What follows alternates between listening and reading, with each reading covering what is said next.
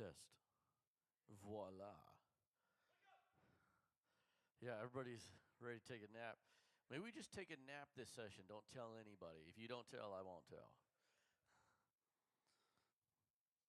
Be like, how was that session? It was really good. Came out of there just rested, refreshed, all lame.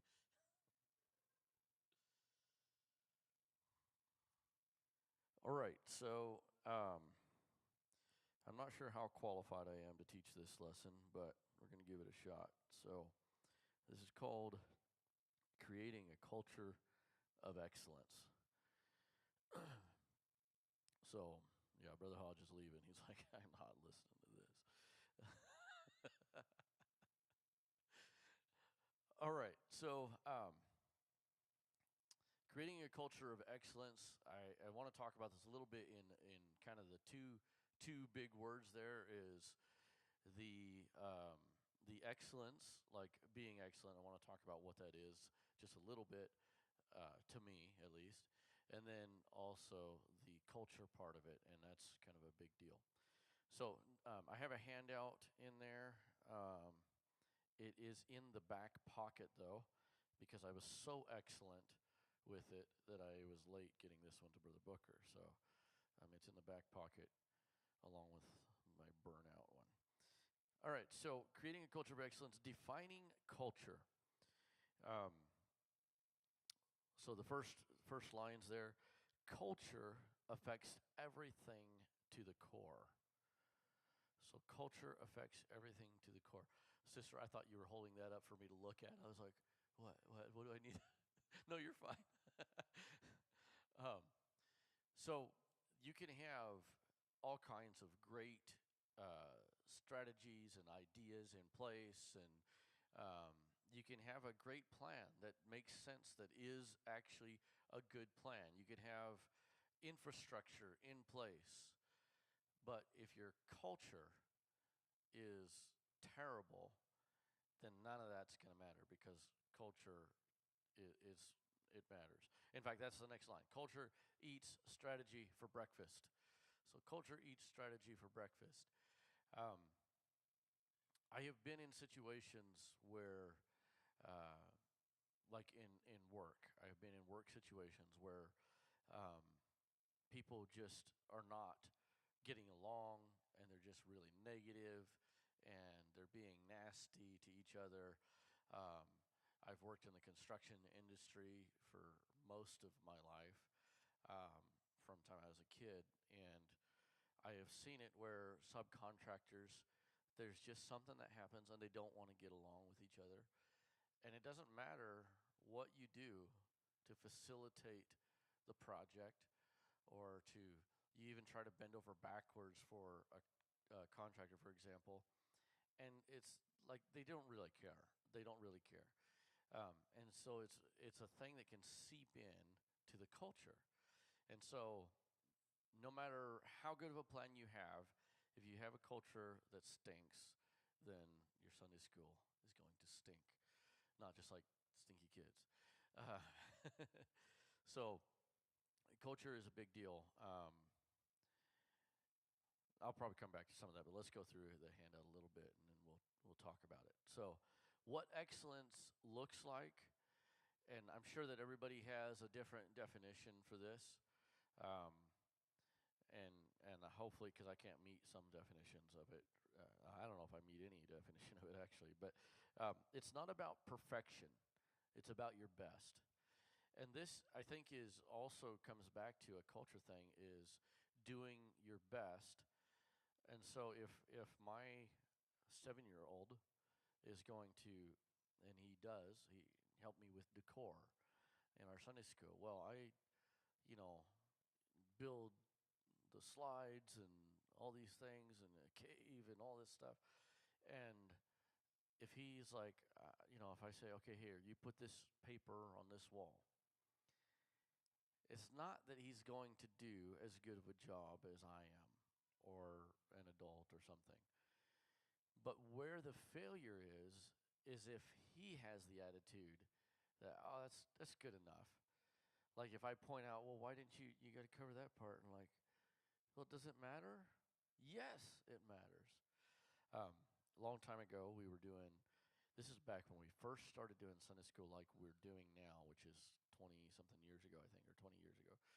And we were just talking about that in the lunch. The kids' power hour is what we started with, and we had this island, this treasure island over in the corner, and we used the tan the backdrops, like the painters drop cloth, for the beach. And then we made these coins out of cardboard and spray painted them gold, and we put that down and scattered those on it. And it was like throughout the quarter or whatever, it was like that's where we're going. We're going to go to this treasure island or whatever. But we had to set up every week and take down every week. And so we were setting it up. And I remember there was a young man that was tasked with just setting up that. And it's simple, just an island and a tree, and it wasn't that big. It was probably, I don't know, 8 feet diameter or something. And he had left like the flap had kind of gone over some of the coins, and then you could see underneath, you could see the carpet and stuff. I mean, it's just minor. But I remember saying like, "Oh, hey, don't forget to fix that." And we're working on other stuff and everything. And I look over there and like, "Hey, you gonna fix that?" And I'm like, "Oh, yeah." And it just kept on forgetting, which is fine. We're busy. But then we're like done and like, "Okay, we're ready." Yes, we're ready. And I'm like, "We gotta fix that." So I go over and I fix it. And he got kind of irritated. He's like, "It's not a big deal. Who's gonna notice that?" And so we stopped and had a conversation because, I mean, in one way, it wasn't a big deal. In the scope of the decor that we were doing, I mean, we had a big boat that was probably 20 feet long. I mean, all the kids could get inside of it. And we had ceiling, sky, and all this. So we had a lot of stuff happening. And this was just like this one little element in the corner. But it was the attitude behind it. So fast forward several years later, we did a pirate theme in the location that we're at now, where we are more permanent. And so we built this big cave, and he came up to help, and he's like, I want to finish the cave. We did the framing and everything. He's like, I want to finish the cave. I was like, okay, we'll see, He did awesome. He went and picked grass, like tall, long grass, picked grass and like drilled holes and stuffed it in. And we had this big, huge, the cave was like, I don't know, 10 feet tall on the outside, and then it had this opening that you go in, and he put those, I can never pronounce it, the stagalites or whatever, thank you, stalactites, yeah, whatever yeah, those things, spiky rocks. So he built those, and I mean, it looked awesome. I think I have pictures, but it was epic. We put some fog back there, so it's like this creepy cave. But he had learned, okay, you got to be excellent with what you're doing. So it's about the attitude and the culture behind it. All right, where are we at anyway? So good is the enemy of great. That's where we're at. I mentioned this in another session, but good is the enemy of great. And that's basically the same thing. If you have the attitude, it's good enough, and maybe it is good enough. The reason why that's the enemy of great is because if you're doing something and it's good and it's going well and you're even getting compliments and people are like, yeah, this is nice, this is great, or good, then you don't have that push to go further. So good is the enemy of great. And I am pushing constantly, and I probably need to push more, really, because we get a lot of comments and things about like our decor in our Sunday school. But I can look and see details, and I'm like, this needs to be better, and this needs to be better. And that's how we should always be pushing to where, like, okay, how can this go over the top more? And one thing I like to do with, like, decor, for example, I've done a session on that last year, I think, is I start out, imagine that you had $1 million just for your Sunday school decor. What would you do? And I do that because it expands your imagination, it expands what you think of. And then it's like, okay, we might not be able to do a roller coaster, although I think I want to try that someday. We might not be able to do a roller coaster off the church roof, but we can maybe do some kind of maze ride that you go through or something. I don't know. And so I do that to expand the imagination, but we should be looking at that ourselves all the time. We're doing something and it's like, oh, that was really good. And I don't mean being negative, but you should be able to look at it and say, okay, now how can we take it to the next level? How can we push it further? All right. And then, this next one. Okay. So, let me talk about this for a second before I give you the word. It's going to be a secret. So, I think that a lot of times people feel like excellence is perfection. Like I mentioned, they think like I just can't be perfect, and maybe that's where that comes from. Where I say I'm not qualified to teach this class because I'm far from perfect. But excellence is not about being perfect, and it's not even about being right, just spot on. But excellence is about always pushing to do your best. And so, this line here, what are you characterized by? So, in my church, I run the children's ministry and the youth department. And then I run our events. And so I have my hands in all kinds of stuff in our church. Part of that's probably due to size.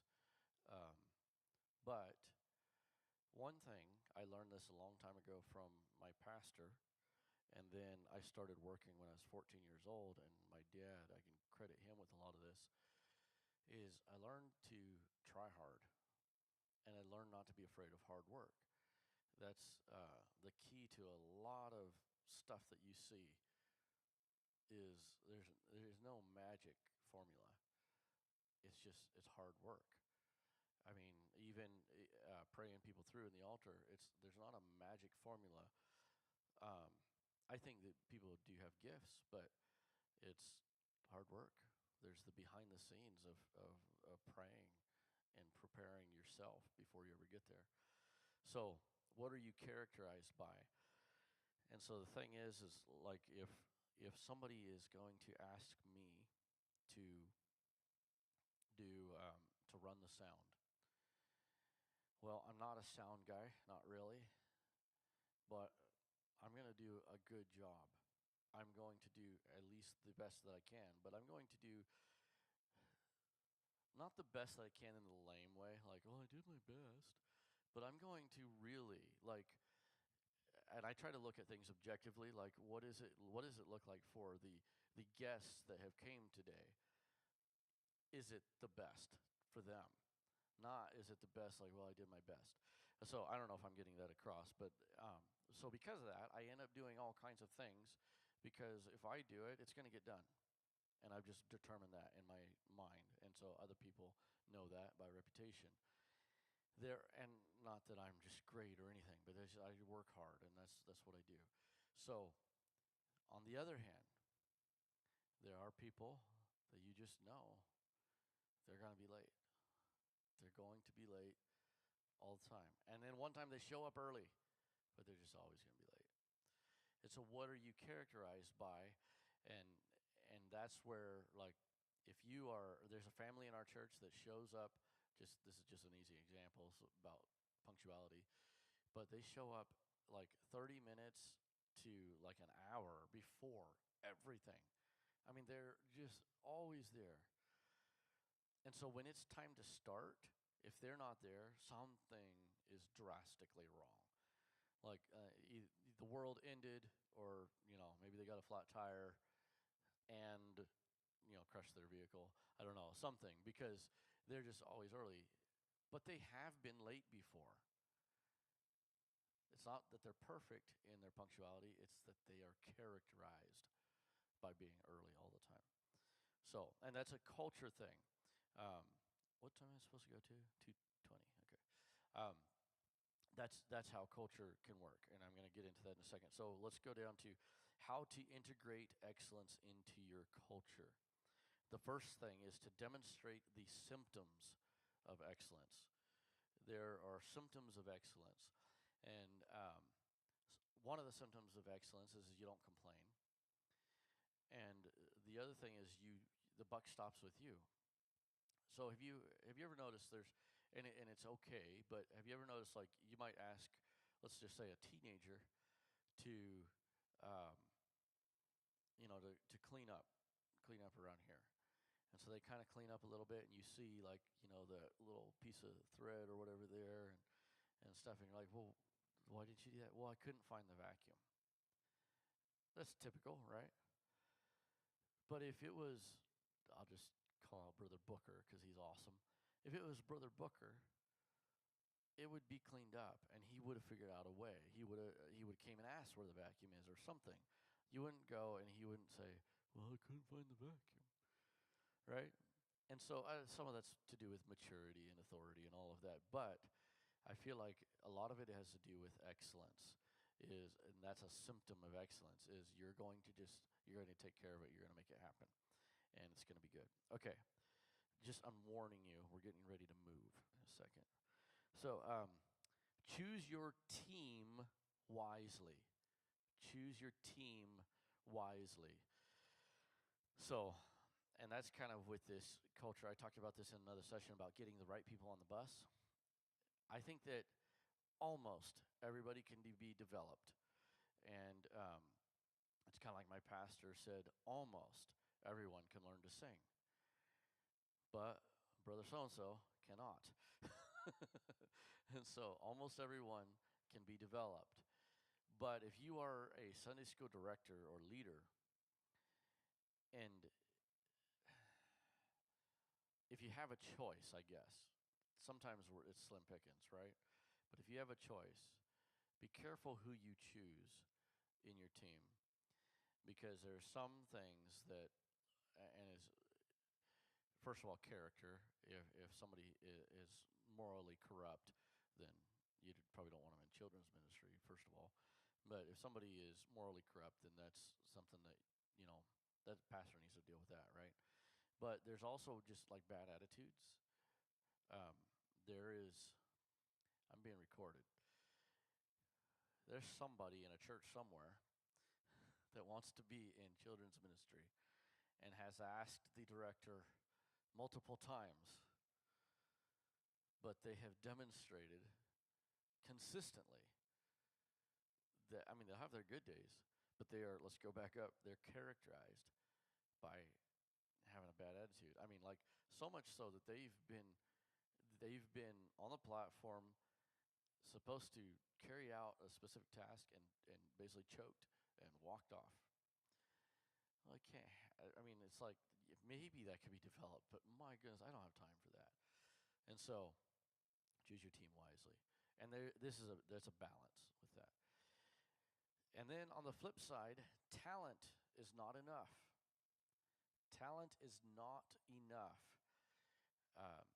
We have some very talented people in our team, but I will tell you that there's some people I know, and this really is a different church. I knew of a church where there was a young man that could play. I'm still going to be vague. It doesn't make the stories cool when you're vague, but I want to be careful. He played an instrument extremely well. I'm talking like at the professional level. Very, very good. And he could play by music or by ear. Just incredible. Well, he was on the music team, and they started implementing a practice before service. He would never show up. But, he could play anything. He could play every song. But he got benched for the right reason. His pastor benched him. You can't show up for practice. It's not the right attitude. And so you want to have the right attitude. Okay, so I would like for everybody just to stand up. If everybody could just stand up. And let's see, could we do this? Yeah. Can everybody, if you don't mind, if it's a big deal, it's fine. I know some people got kids in here. Could everybody move forward one row? Just move up one row. We're gonna advance in this class. No, really, I'm doing that to get rid of your food coma. We got 10 minutes left. Okay, you can sit down. All right. So, all right, I'm going to be really transparent here. I started this, I think it was last week actually.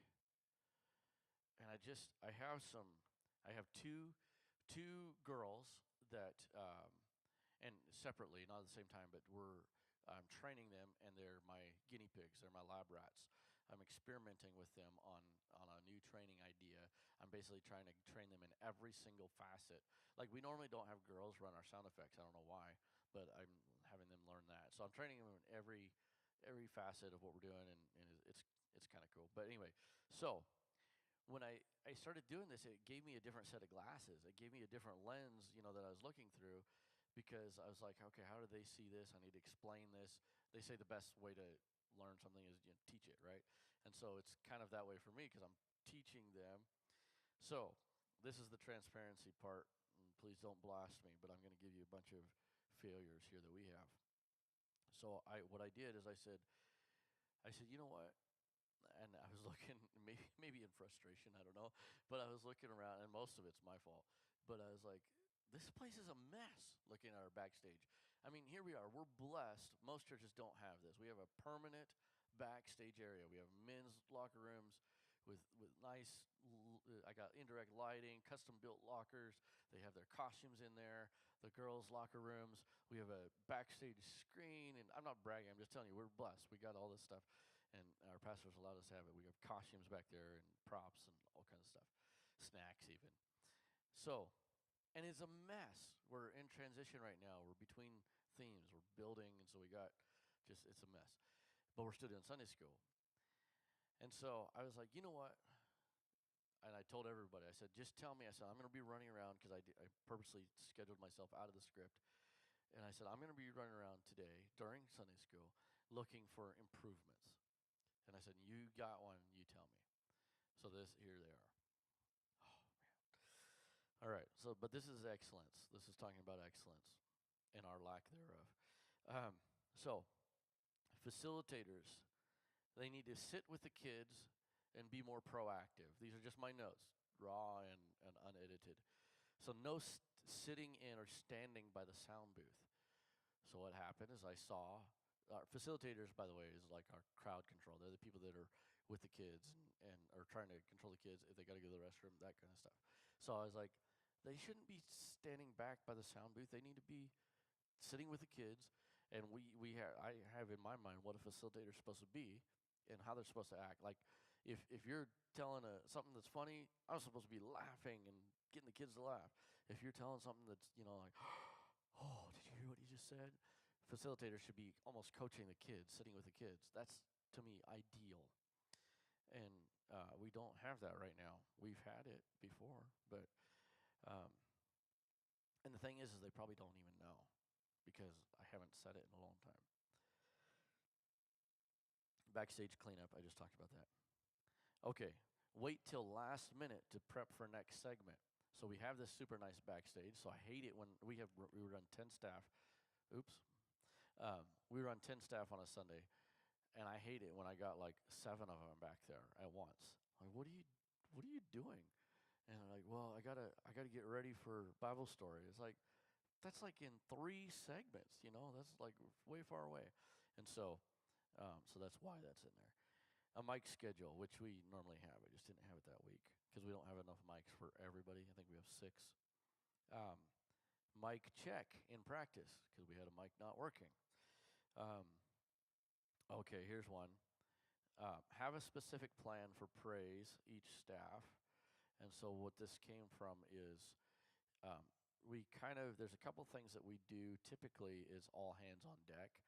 And so we had a bunch of people come out, but we had some kind of back by the sound booth and some that were on stage, that were scheduled to be on stage, but just having more of a specific plan and more staff kid interaction, kind of like we do here where we come up in front and be with the kids and doing it with them, kind of like that facilitator. Okay, and then Brent liked having 2 people for plan of salvation. Avoid congregating in costume area. The segment transitions, I felt like they were taking too long. They should be interrupting the next one. Need a lot of movement with dialogue scenes to keep attention. Always turn the mics off when you're backstage. There's nothing worse than you're teaching the lesson and you're getting to that climactic point and you hear somebody backstage like, "Oh yeah, here I'm gonna wear this." Like what? um, and then always facilitate in downtime, meaning if you're not in a segment, you need to go sit with the kids. Review needs to be better. Need to be on task all the way to the end. And on a high note, need a better, more staff organized exit. Need to implement some more cleaning after Sunday school so that I'm not the only one doing it. And then practice some specific tracks with specific segments in the practice. So those were my raw, unedited notes. But the point being there, as we wrap up, the point being is that that's about trying to be there, trying to get there to the excellence part, trying to be excellent. So I taught something about this in a lesson before a couple years ago, I think. But there's a I don't have any of the details. I want to leave you with this thought though. There's a story about it's a bicycle racing team. I don't remember the name of the team, but they were not doing well, and so they hired this guy to lead them. And I might get some of the details wrong because I don't have it in front of me. But I think they had gone through a few. But he said he had this philosophy called marginal gains philosophy. Anybody ever heard of it? Marginal gains philosophy. You heard of it? So marginal gains philosophy says you don't look basically at the big picture and say, okay, we got to make this whole thing better. How can we make a better backdrop? Instead, it's incremental little things. 1%. 1% improvements. They change the tires on their bikes. They change how they aired them up. They even did something. They bought these pillows, and the cyclists the team would travel, and they'd bring their pillows so that they could get a better night's sleep while they were traveling. I mean, it's just all these things, just little marginal gains, but they all add up. And then I can't remember the story, but they won some championships or whatever, And so when you're looking at all this, I'll leave this here is, and I'll open it up for any questions. But when you are looking to be excellent and looking at all of these things, think of just 1% better. How can I make this better? How can I make this piece better? And if you do that, then eventually you have, if you have 100 ones, they add up. Okay, I know I probably put everybody to sleep after that lunch and everything, but any questions at all or even comments? Yes. Yes.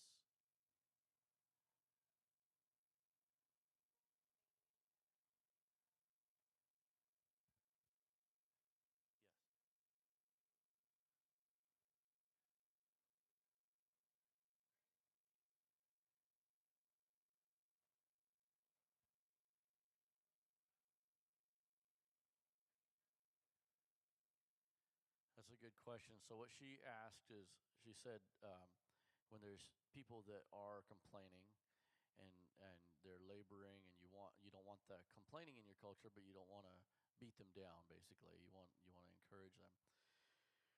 Yeah, that's a tough one. So I think there's a few things. One of the things I think is relationship. Relationship goes a long way. Instruction without relationship usually doesn't work. And so if you can evaluate that first, is what kind of relationship do I have with this person? And then be able to talk with them about it. But the other key is I use a term in times of non-conflict. And what I mean by that is don't address it necessarily. This is opposite with kids, but don't address it when you see it happen. Wait until you have you're sitting down for coffee or something and things are well and like, hey, I just want to mention something. I know it's not like a great magic trick, but that's what I know. I mean, it's just relationship is key, and being able to talk to them about it. And depending on the relationship, if you have to be careful, but if you can be transparent and say, look, this is affecting the team. It has an impact, it has an effect. Or maybe it can. Maybe it's not yet, but it can. And so we want to, one thing I used to tell my teenage kids is people are looking at you and you don't even realize it. And now they're a little bit older, so they kind of see it and they're on the platform a lot. But I'm like, people are looking at you. Like my son, 14, he's like, no, they're not. I'm like, yes, they're watching you. And so if you can convey that, almost like it's almost like instead of saying, "Hey, stop being so negative," is like people are watching you, and I know that you can set a really good example. So I'd like to encourage you to do that. Anything else? We got negative 1 minute.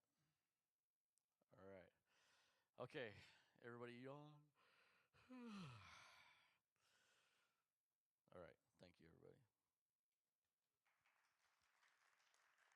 After lunch sessions are hard. Hard for the speaker and the audience. Yes.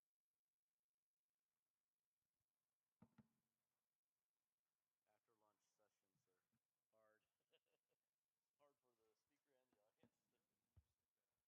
That's good. Yes, that is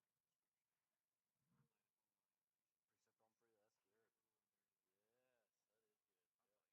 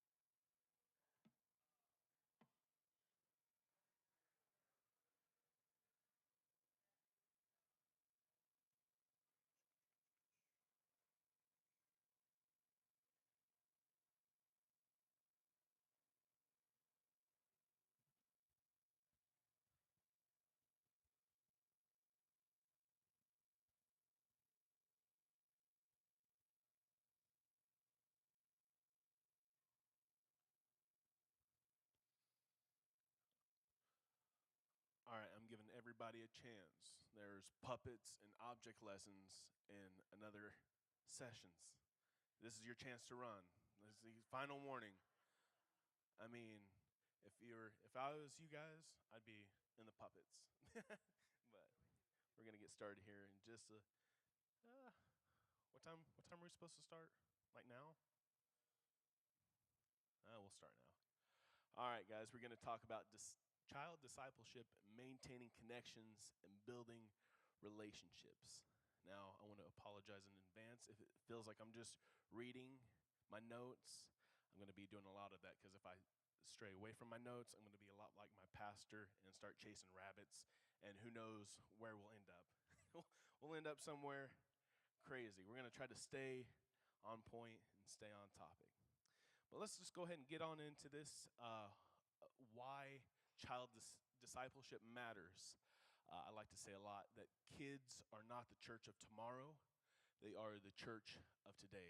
And I emphasize on that a lot.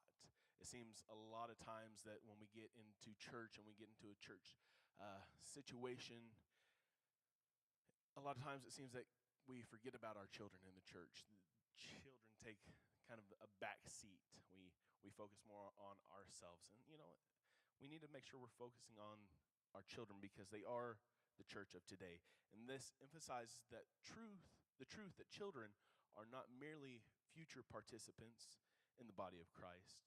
They are active, valuable members of the church right now. And here's what that means. Children can know God personally now. Kids don't have to wait until adulthood to have a real relationship with Jesus. My wife can't take it no more. She's bailing on me. Adios. But kids don't have to wait until adulthood to have a real relationship with Jesus. Through salvation, worship, prayer, and the Holy Ghost, they can experience God's presence today. They can be used by God now. Kids are so important right now, and when we forget that a lot, we forget just how important these children are. Just like Samuel heard God's voice as a child, and the boy with the loaves and fish played a key role in a miracle, children can minister, serve, and influence others even at a young age.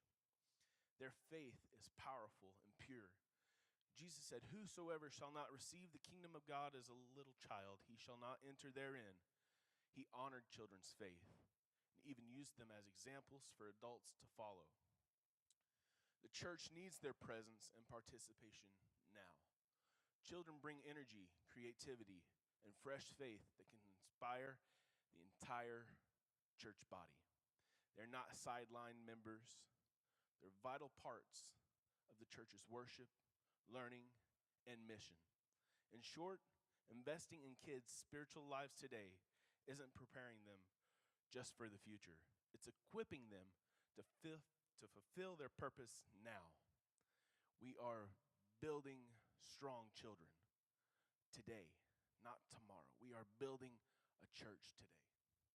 Our role is to disciple them now because children are ready and able to grow in their faith today. Just as Jesus said, "Feed my sheep," we are called to teach, guide, and nurture kids in their walk with God while their hearts are soft and open. Discipleship isn't something to delay. Man, this thing is touchy. Discipleship isn't something to delay. It is a present responsibility to help children know Jesus and live for him and become strong, spirit-led believers now. Children are the church of today. They're not the church of tomorrow. When we disciple children, we must make sure we are making good, solid connections with these children. Connection is the doorway to discipleship. True spiritual growth begins with relational investment. Kids follow when they feel connected. Without a real relationship, our message will not stick. Information alone won't transform. It's the relationship that gives our words meaning and weight. Children must feel seen, valued, and loved to receive spiritual truth. Man, if you don't connect with a child, you're going to lose them. If you don't make them feel like I'm seen, I'm heard, you're going to lose a child. Children, I'm getting ahead of myself. Children must feel seen, valued, and loved to receive spiritual truth. When kids know you care, like Brother Bradshaw says, they'll care about what you know, especially when it comes to faith. Trust and genuine care prepare their hearts for lasting transformation. Consistent love builds a foundation where the Word of God can take root and bear fruit. Man, yeah, I'll save it. I was gonna go off on a rabbit trail, but we're gonna just keep on powering forward. I want to talk just a few minutes about the power of a relationship. Jesus modeled relational discipleship. He didn't start with sermons. He started with meals and conversations. He didn't just jump into lectures and lessons. He first connected with the people that he taught, making that strong connection. Before calling his disciples to follow him, he spent time with them personally. Kids need connection before they can handle correction. I'm going to say that again. Kids need connection before they can handle correction or instruction. A child's heart opens through trust, not authority alone. When they know they're genuinely loved and valued, they become more receptive to guidance. When we connect with a child, man, there's something about a connected child. When we connect with a child, we see sometimes when a child comes in, they come in with their guard up. They come in shy and bashful. But when we connect with the child, you start to see things happen. And I want to talk about what a connected child looks like. You'll know a child feels connected when they run in excited, when they can't wait to tell you about their week, when they ask you to pray or help them with something. These actions show that they don't just see church as a routine. They see it as a safe, joyful place where they belong. These are signs they feel emotionally safe and spiritually engaged. A child who feels secure will be more open to you and comfortable, like asking hard questions about God, or they'll feel comfortable opening up to you about mistakes they made. They'll be open to counseling from you if they're comfortable and connected. This emotional safety opens the door to real spiritual growth. A connected child will begin to initiate spiritual conversations, showing that what they're learning is becoming more personal and meaningful to them. They might repeat a memory verse outside of class, asking you to pray for their family or talk about Jesus like he's their best friend, because he's becoming just that, a connected child. Their signs. If a child is connected, they won't be shy or scared. They'll be comfortable and open with you. And I want to talk about how we can build a good, solid relationship with these children. Once they're connected, we can start focusing on the relationship part. One thing we can do to build a strong relationship is be present. Being present means you listen, ask, and respond. It's more than attendance, it's attention. Sometimes we fail to see, or we don't realize what's going on with these kids in their home lives. They might not get attention at the house. A lot of times parents just say, "Oh, go play with your Xbox, or go play with this, or go play with that. I've had a long day at work.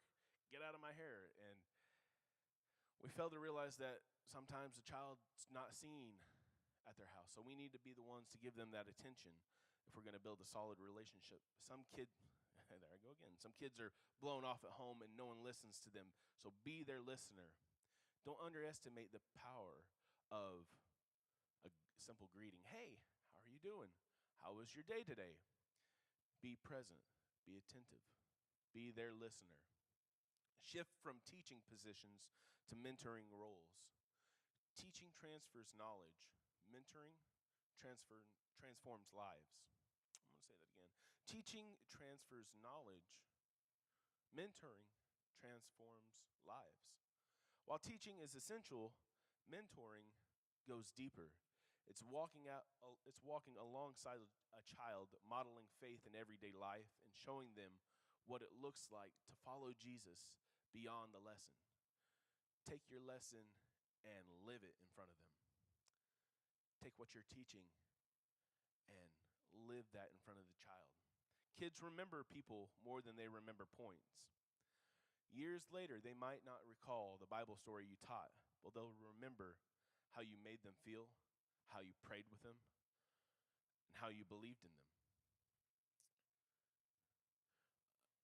Mentoring invites kids into relationship, not just instruction. It says, I'm here for you, not just to teach you, but to know you, support you, and grow with you. This is where real discipleship begins. And another thing that builds a strong relationship is being consistent. Consistency builds trust. Be their steady voice. Ask about their week. Celebrate with them when they come in excited, saying, if they talk about their baseball team, be excited with them. Don't just blow them off. Be consistent. Sit with them when they're quiet. Pray with them. Ooh, there's one. That's a good point.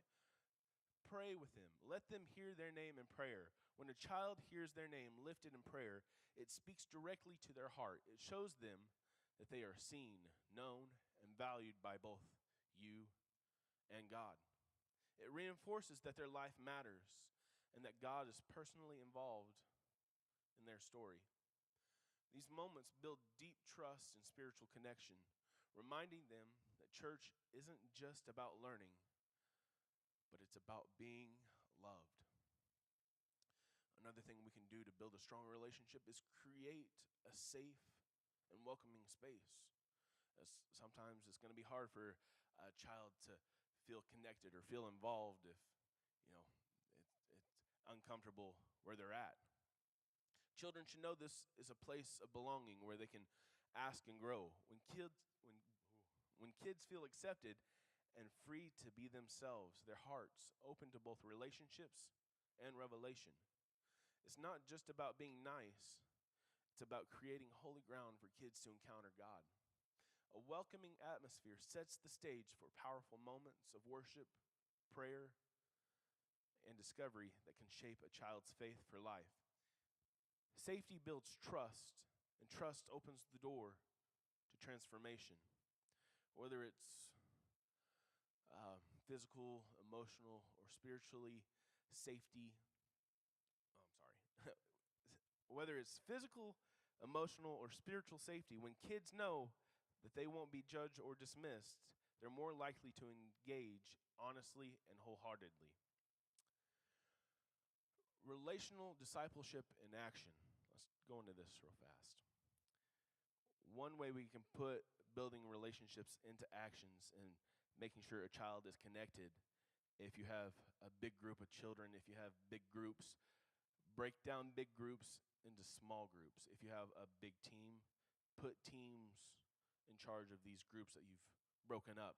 That way they have somebody they can kind of connect with rather than feeling unseen or unheard in a big group. Sometimes it's easy to feel unseen and unheard in bigger groups. Make spiritual development personal. Large group teaching has its place, but real discipleship happens in smaller groups, in my opinion. Consistent circles where kids can open up, ask questions, and be truly known. In small groups, leaders can tailor discussions to child's level and create space for deeper connection and prayer. This is where trust is built and hearts are shaped. Another thing we can do is we can track their growth with journals or prayer logs. Giving kids a personal journal or prayer log allows them to reflect on what God is doing in their lives. It teaches them to recognize spiritual growth, or it teaches them to recognize spiritual progress, answer prayers, and moments of faith. I'm telling y'all should have went to puppets or object lessons. I know this is a hard one to sit through. I'm seeing you guys. I'm losing a few of you. It's okay. I'm losing myself too. It's all right. You guys, this is your decision. We're going to make it, though. Another thing we can do to build a solid relationship is follow up. Follow up with your kids. Follow up matters. A simple, text to mom or dad, seeing how the kid is doing, or sending out birthday cards on birthdays just to show that they matter. Discipleship extends beyond Sunday, reaching out during the week, whether it's through a text to the parent saying, we miss so-and-so when the kid wasn't there. Or, mailing out birthday cards. Just show them that you care more than just in the classroom on Sunday. When we do that, we're building lasting relationships. These small gestures speak volumes. It says to the kid that you are seen, you are remembered, and you are loved. I'm still thinking about you. Let's talk about, oh man, I only got, 55 is what we're supposed to go to. I am running behind. Let's talk about what can hinder a connection. Let's talk about barriers to connections. One thing that can hinder a connection is getting distracted. We get distracted by details. Sometimes we focus too much on the details of our lesson, but whether it's trying to fit every point of the lesson or managing the schedule or addressing distractions in the room, we can lose sight of what truly matters, and that is the child. Remember that the lesson isn't the point, the child is. Connection happens when we shift focus from simply delivering content to truly engaging with the hearts in front of us. Another thing that can hinder a connection is assumptions. We need to avoid assumptions. It's easy to assume that all kids are in the same place spiritually or have the same background, but every child is different. Take time to learn their stories, interests, or spiritual lives. Just take that time to make the connection. Ask them about their week, about their interests. Some may come from strong Christian families, while others may have no church background at all. Understanding each child's unique journey helps us meet them where they are and avoid the trap of treating them all the same. Let's talk about a few tips that can help build a strong relationship with a child and strong connections. Like I said, know their names, know who your kids are. Make it a point to know their names. Maybe make a game with it. See how many names you can learn in a month, and that's something just in itself that could build a strong relationship. Knowing a kid's name, that makes them feel seen. Give your leaders or whoever's helping you a flock. Like I said, make big groups small. Put leaders on a certain group of kids. That's another thing that could help. Create joyful traditions. Create an atmosphere. There we go. Create an atmosphere that makes the kids want to come back. If your Sunday school or kids' church is boring and it's drier than cracker juice, you're gonna lose a kid. But make where you're working exciting. There's a question I don't want to answer. But what if we don't connect with the child? I get that question a lot, Brother Zach. What if we don't make that connection? It's okay. You're not going to make a connection on the first try. Some seeds take longer to grow. Not every child opens up right away, and that's okay. Just like in the parable of the sower, the condition of the soil varies. Your role isn't to force growth. It's to plant faithfully and water consistently with love and care. Your job is to plant and water. You may never see the full fruit of your investment, but that doesn't mean it's not working. Even when you don't feel a strong connection, your presence, kindness, and consistency, there we go, are doing more than you realize. God is always working, even when you can't see it, even when you can't feel it. He's always working. Your efforts are not in vain. Keep loving no matter what. Even if you don't feel like you're making that connection, keep showing love, keep showing up, keep praying for your kids, and trusting that God will do the rest. Faithfulness over time makes a bigger impact than flashy moments. A child may not respond today, but years from now, they might remember your smile, your prayers, and the way you made them feel safe. It might not be an instant connection, but years down the road, you never know when it might click for them, and they'll remember you. Oh, goodness. Where were we at? Connection may... Okay, I think we already read that. Let's talk about the long-term impact. There we go. Discipled children become powerful believers. When children are rooted in truth and nurtured in love, They grow into teens and adults who carry a strong, unshakable faith. They become leaders, prayer warriors, worshipers, and world changers, not just church attendees. You are a vital voice in shaping their understanding of God. The way you model God's love, patience, and grace gives them a picture of who God is. Your presence helps form their spiritual foundation and influences how they relate to God for the rest of their lives. They'll remember how you made them feel. Let that feeling be loved. Long after they forget the games, the crafts, or even the Bible story details, they'll remember the warmth of your smile, the way you listened, the time you prayed for them, and how safe they felt in your care. Your consistency today becomes their confidence tomorrow. Every time you show up, speak life, or pray over them, you're building a legacy.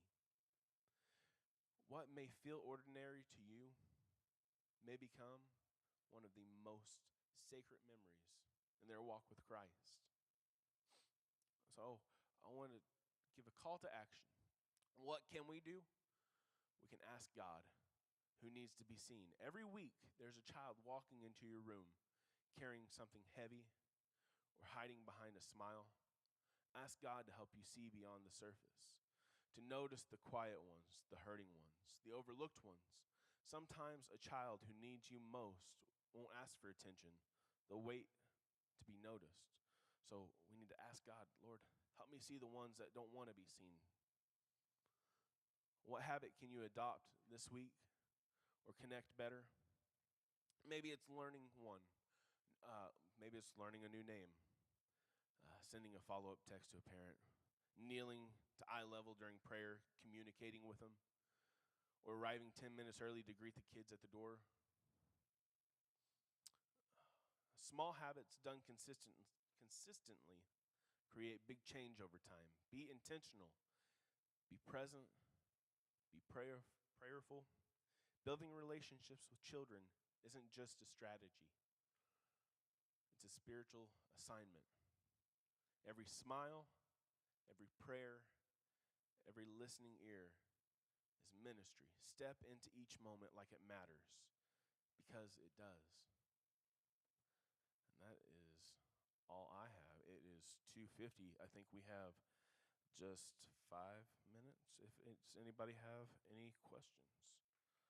No question. Yes, sir. Do you have a question? No? He was pointing at you. I'm telling y'all should have gone to puppets or something. This was a tough one. Yes, sir.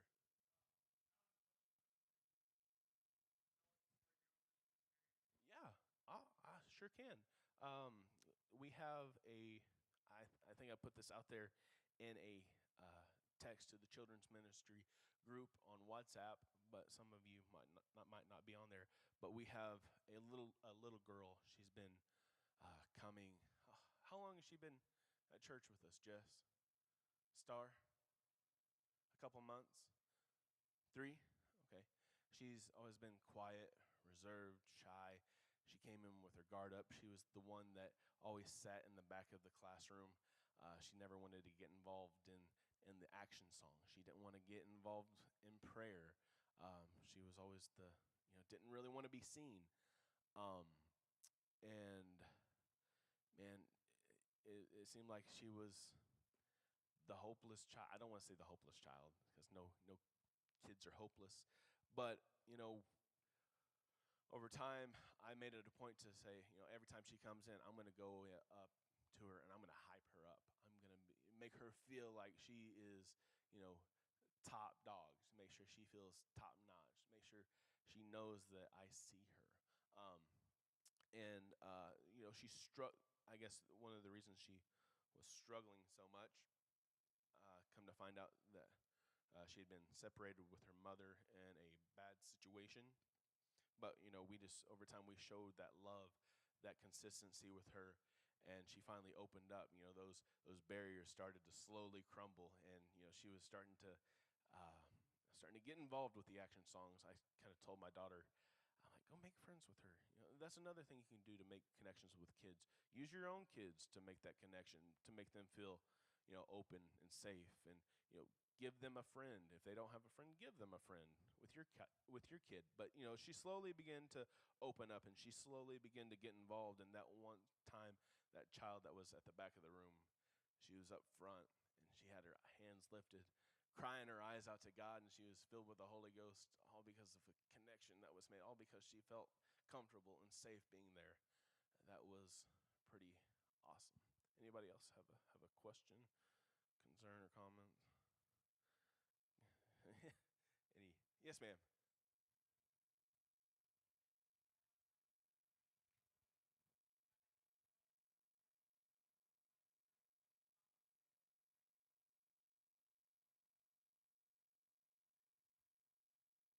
Ooh, there's a tough one.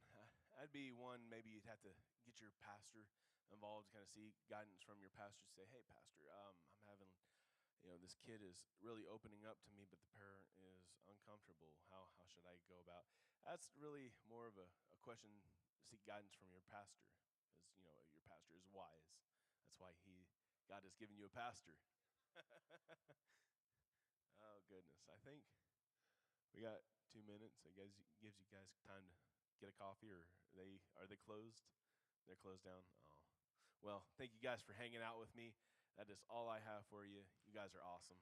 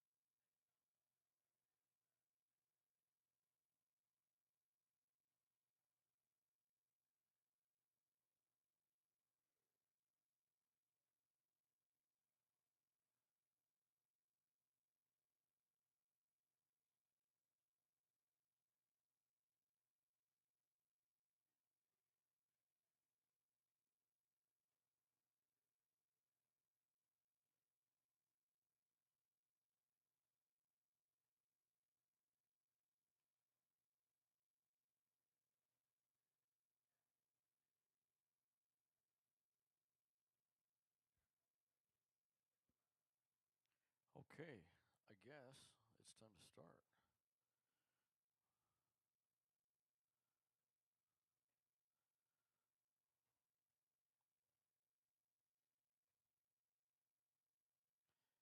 So, this is avoiding burnout, and I think it's placed in the right spot.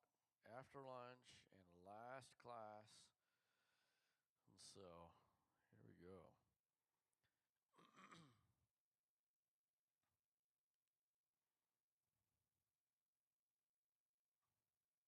Give me just a second here.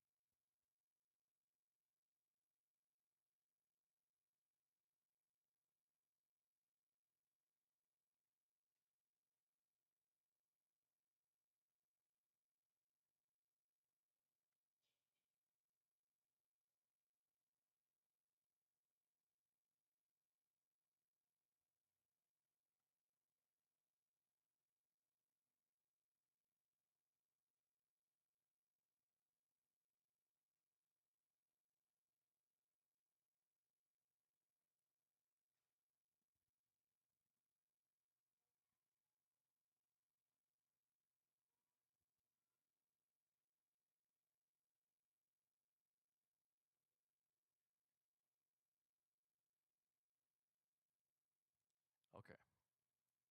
So, avoiding burnout. There's a handout in the back of your book there because I was so burned out that I was late getting it in. So it's in the back pocket instead of the regular spot.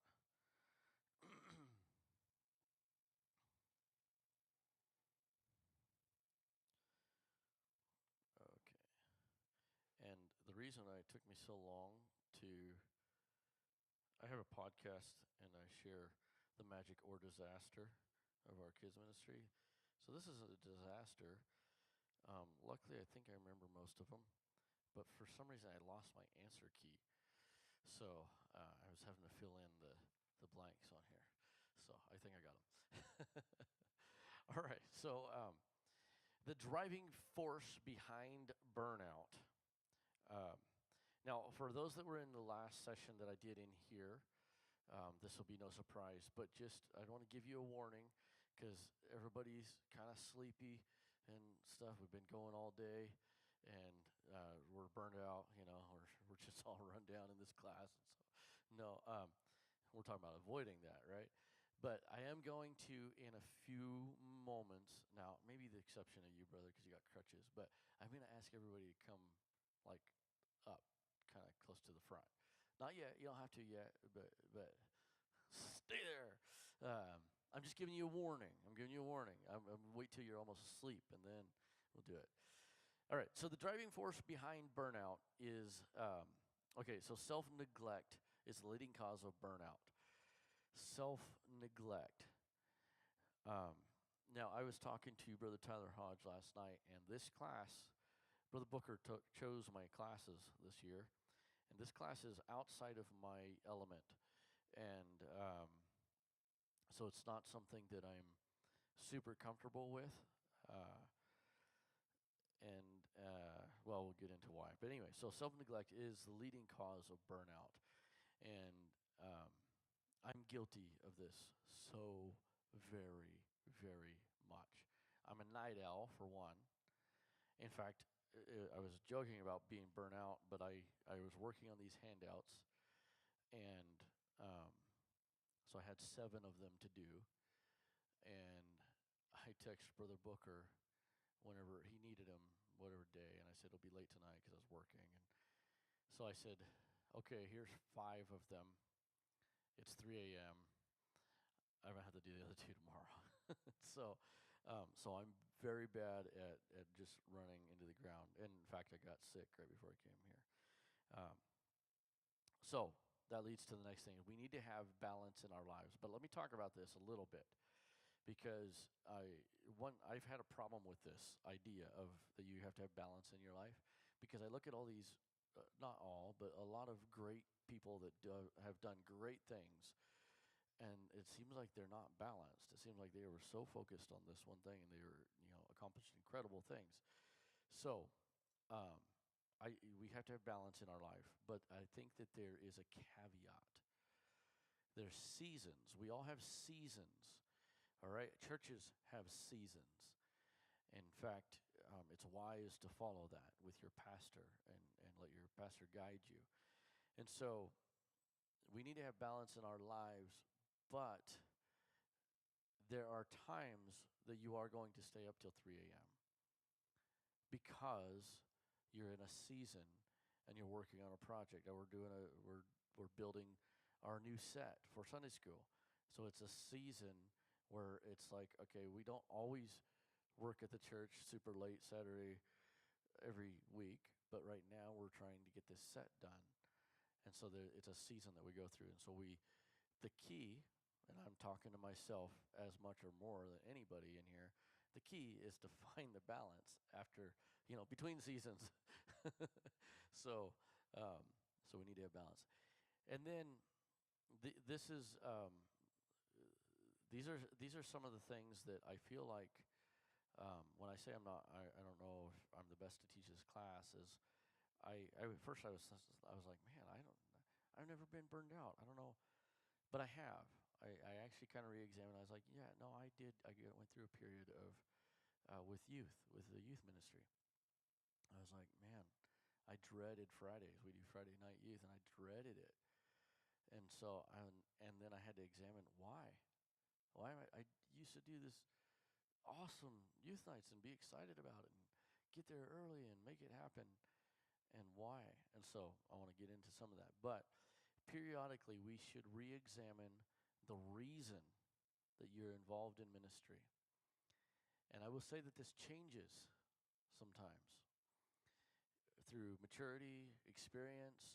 This can change. So you can get involved in a ministry at first just because that's where all the cool people are, and you just want to be there and you want to be involved. But you need to re-examine. So I'm going to tell a couple stories. I hope I have time to do this, right? But so am I being recorded right now? Do you guys know? I probably am. So I'm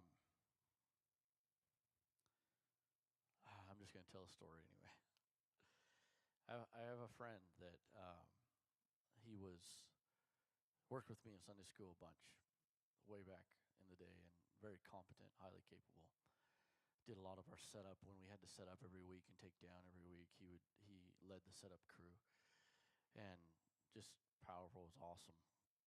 We were good friends. Did a lot of stuff together. Worked together.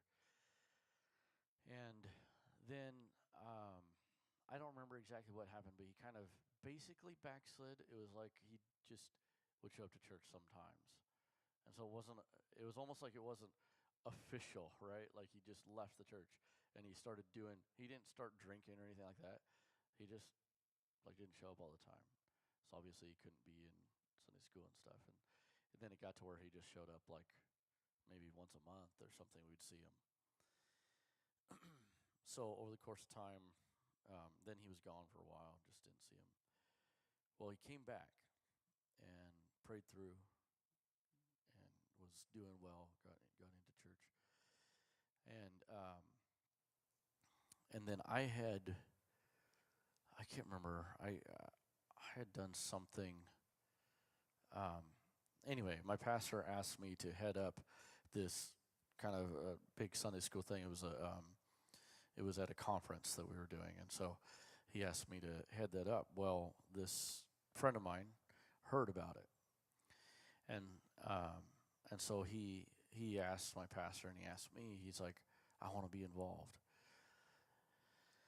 And really, the reason that he wanted to be involved was because I was going to lead it. Made me feel good, but it was because he was like, I want to follow him. And so he did. He jumped in. We built this incredible, amazing set, did Sunday school, and it was good. But then he started, like, he would be late to practice. We practice every morning. He'd be late, and sometimes he'd just miss practice and then show up at Sunday school. And so finally I talked to him. I was like, hey, look, you can't, I know you can pull it off because you're a good, you can do ad lib and everything. I was like, but you can't do that. It's a bad example. You can't just not show up to practice and then come here and do it, So pretty soon, he just stopped coming, slipped back into that, and then, we would see each other sometimes outside of church. I'd meet up with him a little bit, and so I even talked to him about it a little bit, and what I discovered is that he got into it for the wrong reason. Like I said, it made me feel good, maybe my ego feel good, but he got into it for the wrong reason. It wasn't a love for the kids. It wasn't a love for God. It was he wanted to be a part of the cool project. Today, he's in prison. He's got about 4 years left. He's been in prison, I think, a year. And I'm not going to go into the details of that, especially since we're being recorded. But it's just, we got to examine the reasons why we get into something. And I'm not saying it's bad to want to be part of something cool, but then it needs to go deeper. We go through phases and seasons, and so it needs to go deeper. So re-examine. We need to periodically re-examine why we're involved in ministry. And I think this does help with avoiding the burnout. Because when you're in it for the wrong reason, it's really easy to get burned out. All right, the mindset. Okay, so I want to tell a little story. It's not my story, and you might have heard it before. But there's this lady that was flying, and she was at a very busy airport, Heathrow in London. Big airport, huge airport, and it was a very busy time of day. And so she was flying and just had her luggage and everything and just flustered. You know how it is traveling. I'm about to do it in a couple hours. And so just, it was just crazy, everything. In fact, I was flying last week, and there was a guy so we got delayed, and there was a guy sitting next to me, and that was going to miss his next plane. And so we actually talked to the flight attendant. There were several people, and they had everybody put their button on that had another flight to catch, and everybody stepped aside. It was pretty cool, and let all those people off the plane. But okay, anyway, so it was super busy, and she's in this airport. She's like, okay, I'm gonna go get a coffee and some cookies, whatever. So she goes into this the cafe area, and she gets coffee and gets a bag of cookies, and she is looking around, and it's just busy, and they have these kind of longer tables where you sit with people that you don't know, because it's just busy. So she sits down, and there's this young man in a suit sits down kind of right across from her. She's reading her book, and she hears this paper rustling a little bit, and she kind of glances over her book, and he is grabbing one of her cookies out of the bag. And he's well dressed, he's not like a bum. He's well dressed, and he's grabbing one of her cookies, and she's just turns red, and she's kind of got her book what in the world? And so she's like, maybe he thinks they're just sitting here. I mean, these are mine, So she casually reaches out and grabs one of her cookies, hello.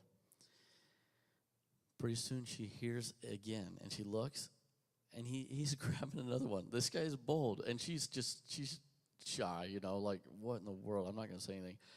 So she again grabs another one. Well, there's one left, and she's watching now. She's not waiting for the sound. She's watching, and he has the gall to reach in, break it in half, and leave half of it on the thing for her, and eats the rest. Gets up and walks away. By this time, she's fuming. She wants to say something now, but he walked away. And so she doesn't even eat the other half, throws it away. She's like, this is outrageous. I cannot believe this. Her flight's called. She's getting on the plane. She sits down, looks in her purse. There's her bag of cookies. She was eating his the whole time. It was his bag of cookies on the table. So what a perspective change, right? He was sharing his cookies with her and was nice enough to take the last one, break it in half, and leave it for her as he went to go catch his flight. So my next thing about mindset is, what label are your symptoms? What label are your symptoms? So, and then the next one is symptom analysis. So do a symptom analysis. So here's what I mean, is our perspective, and this might sound a little bit, I don't know, psychology or something, but this really, truly is true. Because I've done it. This has worked for me. So, think about if you have to get up and speak in front of people and you're not used to doing it, okay? They say that's like one of the biggest fears. I'm in front of people a lot and I still get nervous. And so imagine that you have to get up in front of people. What are some of the things that happen? We have a brother in our church that he preaches once in a while. He's a young man, and his hands sweat so bad. Our pastor will get the mic from him and be like, ugh. So now he grabs like tissues and puts it around the mic when he testifies. So that's one thing, right? You start sweating. Your hands start sweating. Your breath, you're like, you know, you kind of get short of breath. You might like be a little tingly or like just like tense. Okay. These are all the same symptoms as when you're excited about something. You're excited to go do something. You're getting ready to, dive, or you're getting ready to, go off the side of the mountain on those skis or whatever. These are the same symptoms. And so if we can switch it in our brain, instead of I'm so nervous to go up there, I'm excited. I have all the symptoms. I'm excited to go up there. So do a symptom analysis, because I think that there's some times when we can be thinking that we have a label of I am burned out or even tired. I experienced something recently where somebody was exhausted on a project that we were doing, and we left and we stayed up another 3 hours because we left and went and did something else. So just re-examine those symptoms. Okay. Now, where do we go from here? So, I forgot. Is Brother Bradshaw still in here? No? Okay. I was going to play a soundtrack, but that's okay. So this is a quote that I say all the time. I don't know if it's by me or not. Maybe I heard it somewhere, but I say it enough that I claim it. Motivation is a byproduct of doing. Motivation is a byproduct of doing. If you sit around waiting to be motivated about something before you do it, it probably will not come. But we have a lot of ladies, and just doesn't apply just to ladies, but have you ever been like where you don't want to clean the kitchen? It's a mess and you don't want to, but it needs to be done, so you're going to do it, right? So you start doing it, and then you're kind of like, you know what, we're going to clean the living room too. You know what, I'm going to rearrange the kitchen. I mean, not every time, but has that ever happened? So motivation is a byproduct of doing. When you start doing things, you gain momentum, and you have this motivation, and you have this want to. I don't know where I saw that. I just saw this very recently, but the next one is, to burn out is better than to rust out. To burn out is better than to rust out, meaning, again, do something. So I know that sometimes we can think the answer is to disvolunteer. I think that sometimes we think the answer is to take ourselves out of something because we're too busy. And I get it. Sometimes it is the answer. But I would venture to say that if you are, you know the verse, boy, I'm butchering this. I don't want to take this out of context. But you know the verse talks about the house is swept and clean, and the devil comes back with so many others. So if you are quitting something so you can go sit on the couch, that's the wrong thing. I feel like it should be like, brother, you said a term, and we were talking about it kind of negatively, but like a lateral move. I think that it should be, we were talking about it in the business world, but in church, if you're quitting, like, okay, I do children's ministry and youth ministry. If I'm going to quit youth ministry just so I can have some more time, well, that might on the outside look like, yeah, that's good. I disagree. I don't think it's good. I think you quit it because you're going to do another ministry, or you're going to do more in children's ministry or something. And so I think that it's better to burn out than to rust out. Don't just sit around. And then the last one, and I do have another story I want to tell. What are we going to? 3:30. So the last one is seek progress, not perfection. Seek progress, not perfection. So one of the things and this can apply to so many things, about just getting something, quote unquote, shipped, getting that book done or whatever. But I think that it applies to burnout in this way, is that if we're seeking to be progressing and moving forward, not perfection, because perfection is, in essence, unattainable, but don't use that as an excuse. But since that's unattainable, then we can, give up. What happened to my mic? Something happened to my mic. I don't know. Maybe she adjusted me back there. Hello. Oh, so we can. I just kind of put it right, down my throat a little bit. I'm sick, so I can just scrub it. So anyway, seek progress, not perfection. Now, I don't know. There we go. Whew. So I don't know if about this class. I did get burned out a little bit with youth, and one of the things, I know this is probably not the solution for everybody, but one of the things that I did was I just kind of reevaluated my symptoms, like I talked about. I said, you know what? Stop dreading the Fridays and just get back into it. Get into it. I kind of told myself this.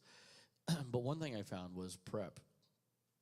If I would wait too long, then I was had this mountain of, everything to get ready to make it cool and make it fun. And here's the other thing, is I found when I was there, it was fine. I mean, I usually am running 100 miles an hour while I'm there for 2.5 hours, and then it's over and it's done and it's fine. But I dreaded coming up to it, and so prep early.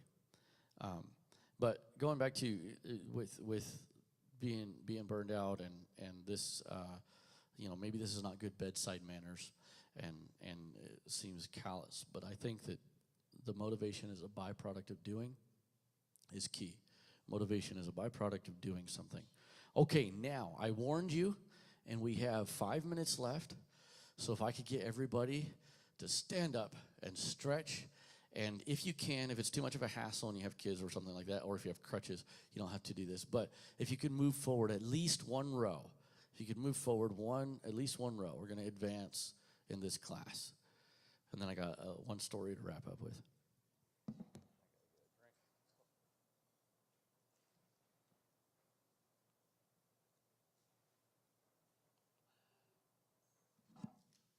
I know that's so annoying.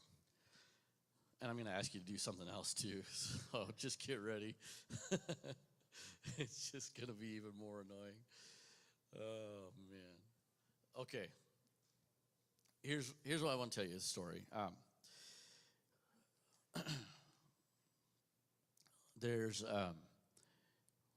me just pull something up really quick. one of the things that I want you to key in on is that we need to examine our reasons. We need to examine our reasons. So, and I think I liked what Brother Julian, I don't know if he's in here, but what he talked about in the altar session is we need to, what are we doing this for? All this stuff that we're doing, what are we doing it for?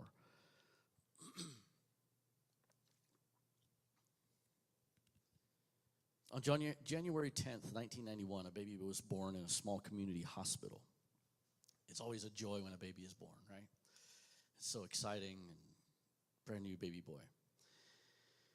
The doctor began to look him over, and there was something off. They knew something was wrong. So the parents, they're watching apprehensively, like, what's going on? What's going on?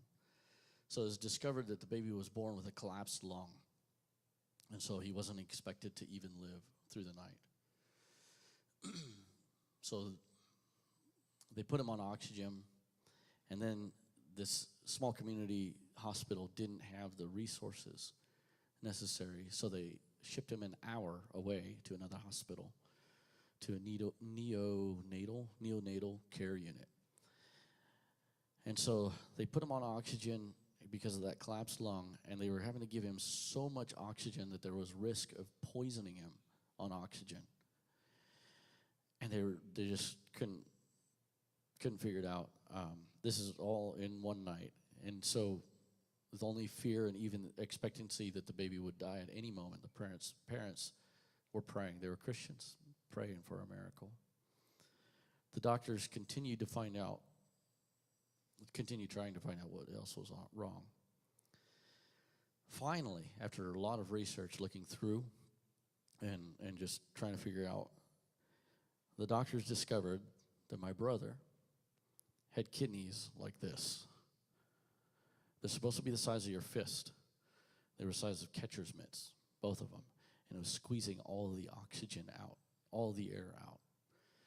So no matter how much oxygen they put in, he couldn't breathe.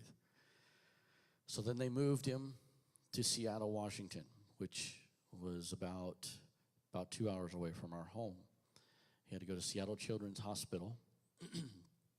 And so our pastor, who was the elder at that time, he loaned my family his travel trailer, and we lived on Seattle Children's Hospital parking lot for 3 months while he got put on dialysis, kept on getting infections and stuff. And so finally he was brought home, and he was put on what's called peritoneal dialysis, and we had a nurse in the home and everything. So and my mom learned how to do it, and so he was on dialysis in his little room, and but he kept on getting infections, and these are life-threatening infections. So they had to switch to something called hemodialysis. But at that time, now they have clinics all over. At that time, the only hemodialysis place was in Seattle Children's Hospital, and the machines were massive. So he had to go to Seattle Children's Hospital, which is two hours away, 4 times a week for a year. There was ladies in our church that would volunteer and help drive and take him up there. So he had to go up there 4 times a week. So you can live on 1 kidney. My dad was a match. So he was like, okay, I'm going to give him a kidney. He got old enough, I think he was 2 years old or something, where he could take an adult kidney. So they laid them both down on the operating table, had them both open, and my brother's vena cava had shriveled up and it couldn't be used. The doctors came out crying to my mom. I'm over time, but I want to finish this really quick. Surgery couldn't move forward, and so there was just all kinds of acts of God that happened that kept him alive. Then we made a trip to Stanford, California, and my brother was put on a transplant list. So it was 1996, and John was about 5.5 years old. Cell phones weren't nearly as prominent back then as they are today, but my mom and dad both had, my dad had like a big old huge phone, and then they both had pagers. You guys remember those? Pagers? You don't remember those. So they had pagers, and my dad had a construction business, and we were working on a house, and he got the call. And I remember he got it, and he put down the phone, and he was so flustered. He was like, "We got the call. John's got a kidney." He's like, we gotta go. Grab up the stuff. And then he's like, "No, you guys keep working. I'll go. No, just." And finally, the guy that was working with us, he's like, "Steve," to my dad, he's like, "Just go. We'll take care of it." And I was pretty young, and I remember I just was walking around in a daze, like, he's got a kidney. My little brother's got a kidney. And so I don't think I helped wrap up or anything, and we got everything wrapped up. And then I remember my little brother, he's 5.5. He's kind of excited about the news too, but he's the one that has to go into surgery, right? And he's like, "Can we do it? Can we go tomorrow?" But we had a certain amount of time. I can't remember what it was. It was something like 12 hours or maybe it was 8 hours, but we had to go, and we're far away from the airport, 2 hours from the airport, and then the flight, and then get to Stanford, and then be in pre-op. So we had like a very limited amount of time. So we rushed home, grabbed what we could, and just, took off. We were going fast. And we get to the airport, we get to the ticket counter, and this is where I want to kind of key in about burnout and your perspective and what you see. This is life and death. We're going, literally life and death, because he can't last on hemodialysis. And so we're going to the ticket counter, we're running, and people are just, ho-hum, "Oh, get out of your way." Nobody knows about our emergency. Nobody understands.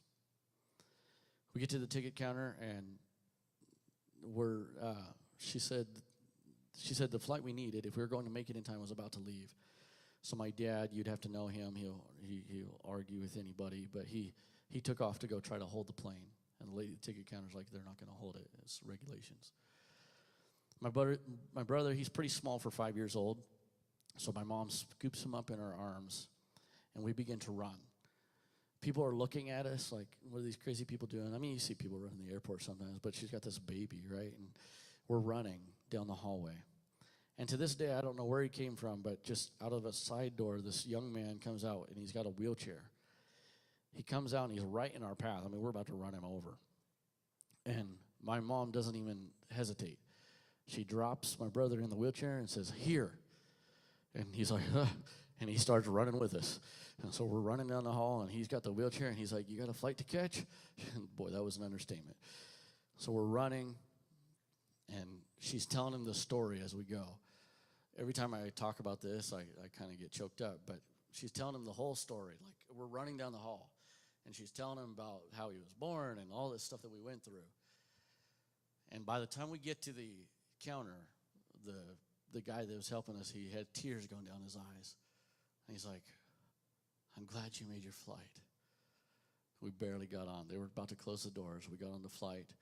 And then there's, after that, miracle after miracle. Just even on the flight, my mom sat next to somebody, and they let us use their house the whole time we were there.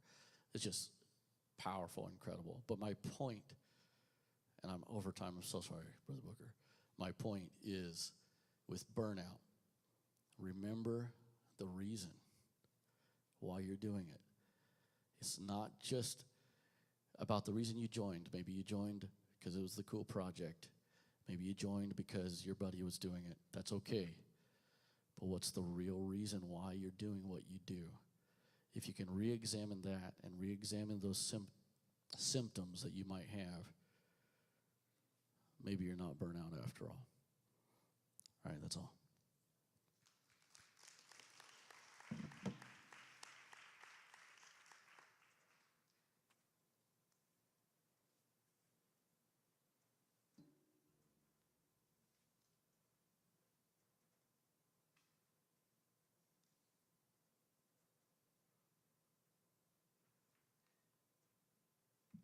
All right, we're going to get set up for the very last part, for the question and answer for the panel.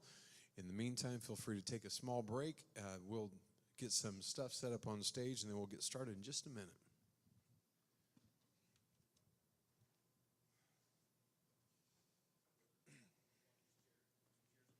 Oh, yes, sir. We actually need a bunch of them. who's all still here? I would. We'll just grab maybe by the piano. Yep. By the piano, in front of the piano over there.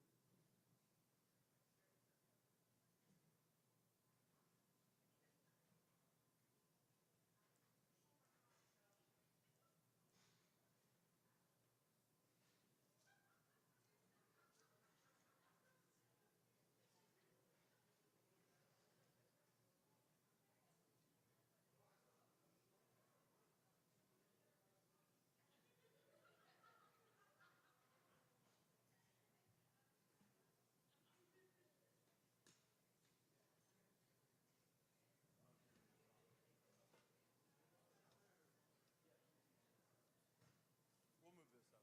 the way. Huh? I was going to have you do something, but I.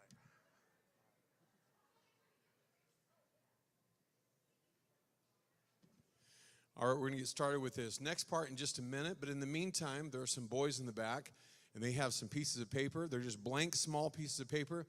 Oh, they're already handing them out. Let's make sure you all have one of those. And you'll need a pen.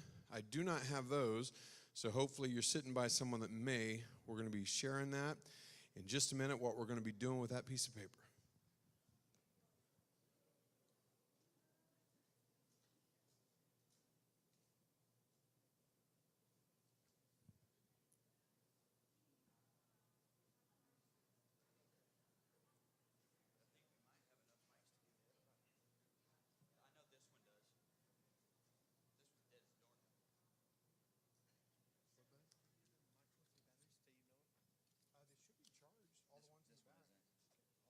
I know this one does. This one is darn. They should be charged. All the ones in the back. All The P's take batteries. The rest are charged. Yes. It's supposed to be 345. That one is dead. Oh, yeah. This one should be all right. He replaced two of them while we were talking about that one.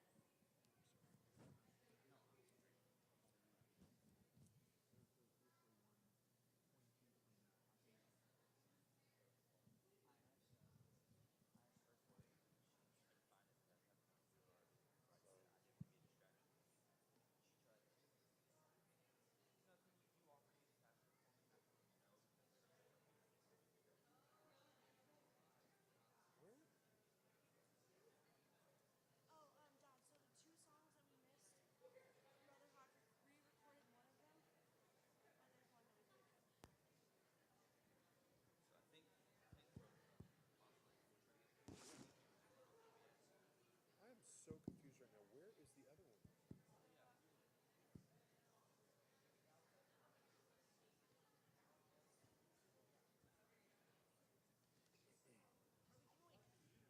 All right, while we're waiting, we're going to go ahead and do some giveaways. Yes, we do have quite a bit to give out. First of all, we have, we got 1, 2, 3, 4 sections. Can you pull up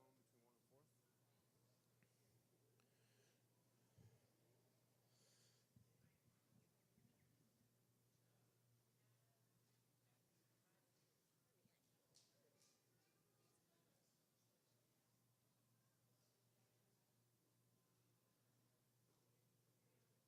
on your phone between 1 and 4? All right, we got 4 sections here. We got 1, 2, 3, and 4. All right. Give me a number between 1 and 4, Tristan. 1, 2, 3, and 4. Random number.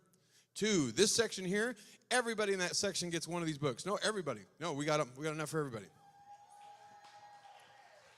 These are by Sister Keisha Akery. And these are a great resource to have for your kids if they need to have a better understanding of how apostolics, of why apostolics believe what they believe. This is a great, great resource about for young ladies. And the reason this was written, she said, when she was young, She never really fully understood why apostolics looked the way they looked and dressed the way they dressed. And she never understood it until she grew up and got it for herself. And she said, I want to write something that my kids and the children of our church and beyond can have a deeper understanding.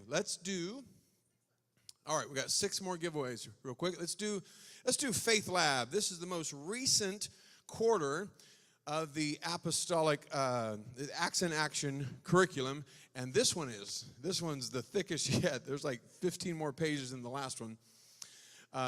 In fact, in the back of this, I don't know if this one has it, but we actually have Holy Ghost and baptismal certificates in there that match the theme. You can print those out for your kids. Are those extras? How many we got? We got a bunch?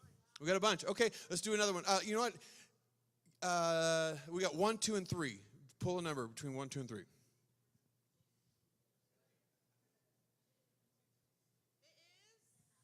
One. All right, this section over here. Far left. All right, everybody gets one of those.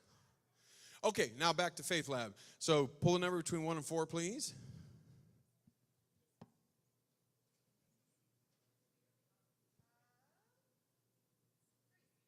It is section 3. All right, here. Okay, let's do 1, 2, 3, 4, 5, 6, 7, 8, 9, 10. I see 11 rows. So give me a random number between 1 and 11, please.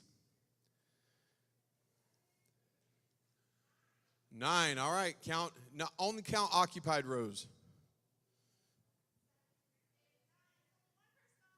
All right, well, that makes it easy. Congratulations, Brother Trenton. You better use it. All right.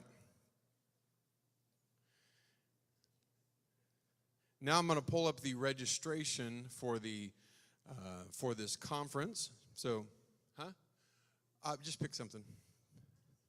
This is another book by Brother Lee. This is Jesus the Promise. This is the color version. Again, all of these are outside for purchase. So, actually, I'm just going to do this pretty random. I really can't tell what I'm tapping. So this is, okay, it is the registration it goes to from Truth Tabernacle, Fresno, Daniel Garcia. There you go. All right, let's do a couple more. Okay. That one. All right, this is from Hilltop Tabernacle. Thane Buxton. Is Thane here? I saw him here earlier. There he is, Thane Buxton. All right, what are we giving away? What is it? Brother Danny Tirado. Those are out there. It's a book written for our young people by apostolics for apostolics. All right, let's see. Here we go.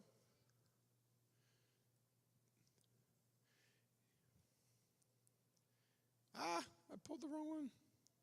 I went into the wrong feedback form. Huh? Let's pair it with it. All right, so this is a devotion by Sister Kim Estrada. Again, these are for sale out there, Kids of the Kingdom. It's paired with a book called Gator Goes to Church, and this is by Sister Kara Morgan from Roxborough, North Carolina. Again, both apostolics and both putting out incredible content. This one goes to, it is from In the Lighthouse, Andrew Chosky. Is Andrew here? Andrew? All right. And we got one more. This last one is the first Building Blocks of Faith, or the first of Acts in Action, quarter 1. And this is the first one that we have made. And let's do it random. Let's do 1, 2, 3, or 4 again, Sister Tristan. Section 1, 2, 3, or 4. But in the meantime, can we have our speakers come up? All the speakers from all the sessions, if you don't mind coming up. You said every section but 4 has been picked. Is that right? All right. I guess we'll settle on section 4. All right. We got 1, 2, 3, 4, 5, 6, 7 rows, I think. All right.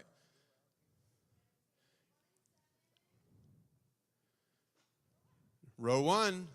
Sister Ladd, all right, there you go. And if you already have it or would rather give it to somebody, you can do that too. But it's yours to do what you want with. Anybody here want? Your son's raising their hand. All right, see some hands back there?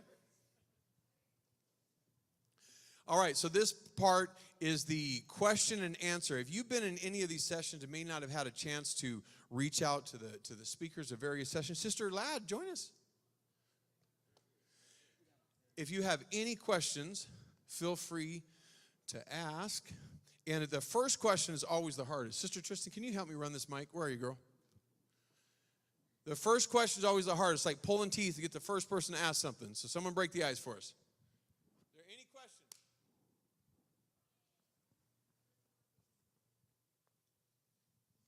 So our Sunday school, we have a bus route as well.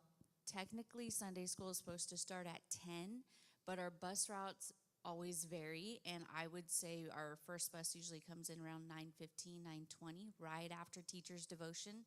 So it's pretty much when we're walking in.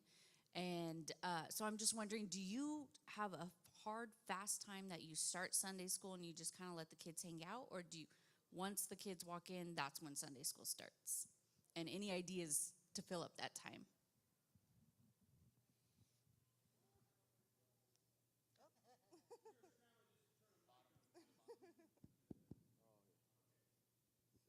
All right, so with ours, we bring the kids into church first. So there is a little bit of that fluff time, I guess. But they come into church, and then there is a hard start time.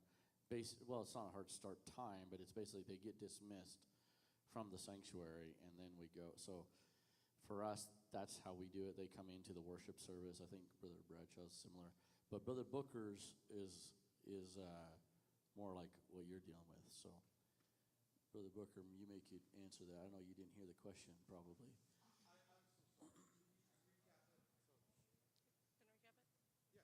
How do you start your Sunday school when we have kids coming in anywhere from 9:15 to 10:15?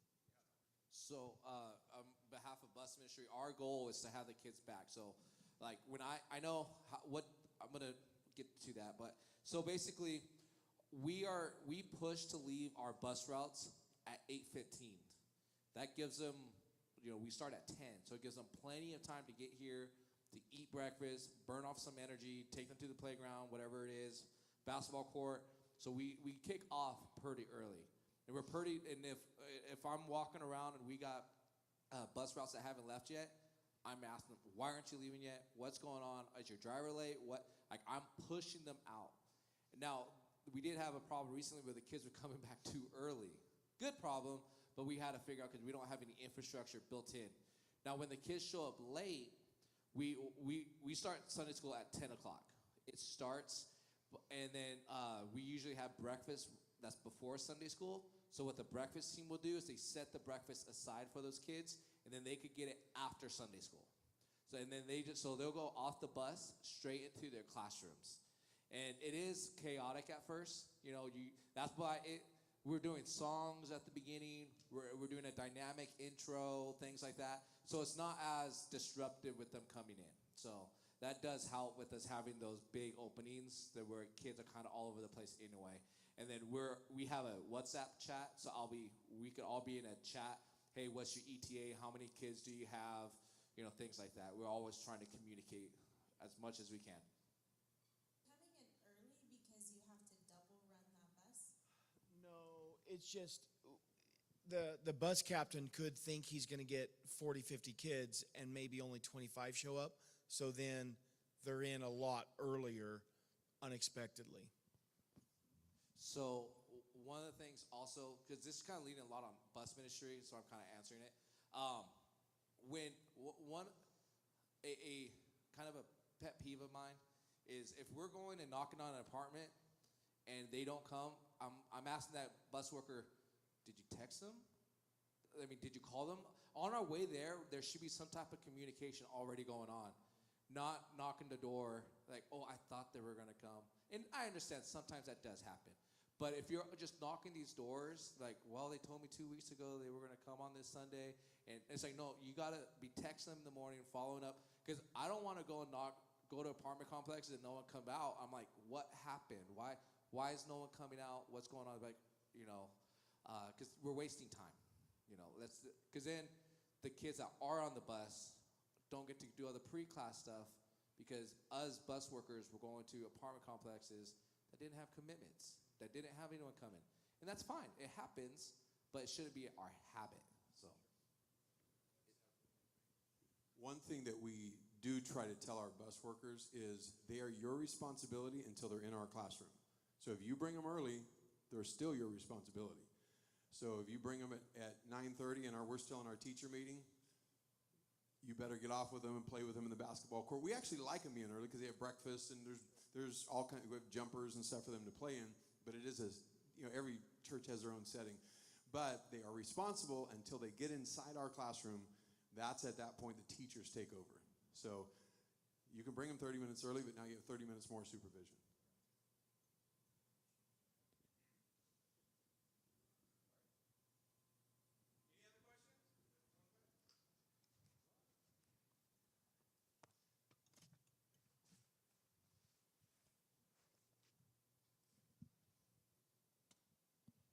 I know for the most part, a lot of our Sunday school is already divided by age, but how do we approach teaching a group with a large age range? And do we focus on the younger kids and lean towards making them understand, or do we focus on the older kids and lean towards making them understand?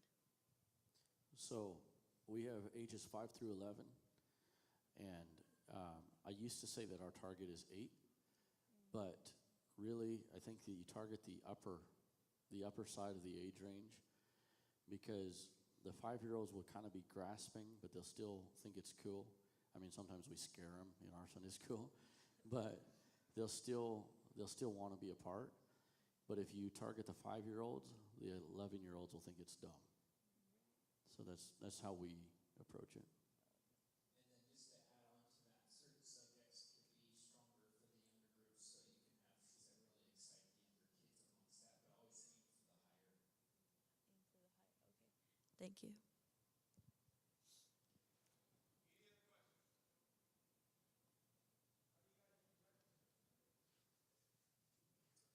All right, so the way we do breakfast every single Sunday, we actually have show up and eat.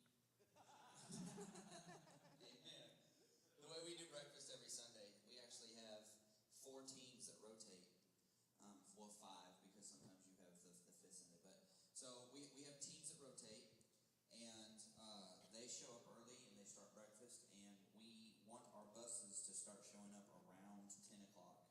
Now, if they show up early, that's okay, because they are going to go to the gym, which is where we serve breakfast, and they're going to be supervised by somebody, usually Sister Bradshaw, they're going to be supervised by somebody while they're eating breakfast, and we allow them to play ball. We allow them to get some of the wiggles out while we are serving breakfast. And then we do things a little differently. We dismiss straight from the gym, and we actually take all of our students, everybody that rides the bus, they come into main sanctuary with us, and they actually get to worship with us in our worship service. And the reason we do that is because we have noticed that we've actually prayed a lot of kids through the Holy Ghost. Before we even dismiss and go to Sunday school, we're in the altars with these kids during worship service, and we're praying through the Holy Ghost long before Pastor ever says, "Hey, classes are dismissed," and we go to our classes. So we do things just a little bit differently in Union City, but it's working for us. And I could say probably within the last 6 months, we've probably prayed, what do you think, 13, 14 kids through the Holy Ghost just in worship service. Because when you get them in that atmosphere, they're in the exact same atmosphere as the adults, they're in the exact same atmosphere as everybody else. They feel the exact same Jesus, they feel the exact same Holy Ghost, and it gets on them, and you can pray for the Holy Ghost. So we do things a little differently when it comes to breakfast, but that's how we do it. She said we also finance our own breakfast. So between the teams, this is how it works. Your team 1, your team 2, your team 3, you're responsible for breakfast for this weekend. So they pool all of their money together, and they go and they buy breakfast, and they fix breakfast, and the breakfast is different for each team. We don't want it to be the same every single weekend. But that goes back to the principle of sowing and reaping. If you really want something to be successful, you have to have some skin in the game. And so the church offered to pay for it, but everybody on the breakfast teams refuses, because that is part of their ministry. They will never step foot on a bus. They will never step foot in Sunday school, but they are still such an integral part of children's ministry that then kids will probably never know about, but that is still their ministry. And usually, I can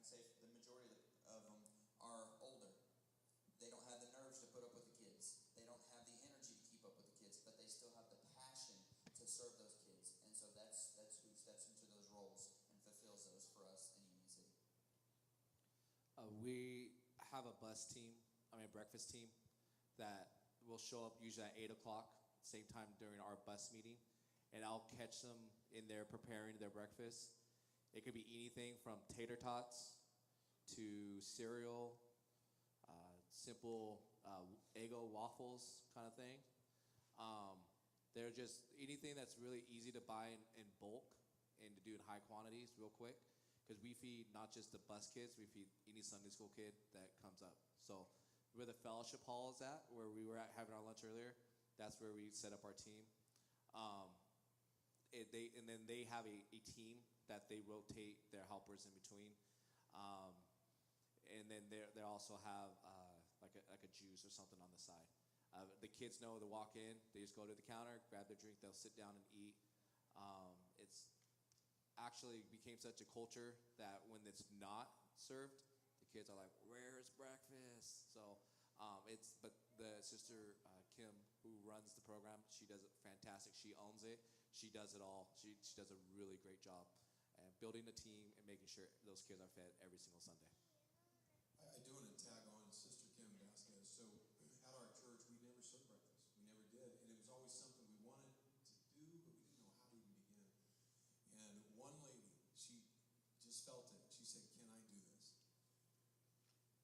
And honestly, I thought it would overwhelm her. I said, "Are you sure you want to do this?" She said, "I want to do this." So by herself, she started the entire thing. We didn't even know how to tell her to do it. We didn't know how to help her. And she has figured it out, and she's done it for the last 8 years. And she's developed her own teams and got it all done. And at first, she was financing out of her pocket. But as this bus ministry grew, she's a single mom, and at the time, there was no way she could afford it. And I begged her, "Please don't do this. Please don't do this. You're going to have to, sell your car. Please." And I literally begged our way into doing receipts and getting those reimbursed. And so now our teams do. And I'm not contradicting what you said about having skin in the game, but that's just how we do it. We do have, our church does cover those receipts just as an alternative option.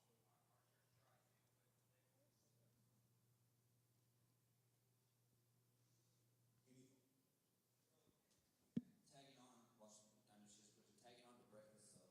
The reason it is so important for us is because, especially during the summertime, those kids aren't in school.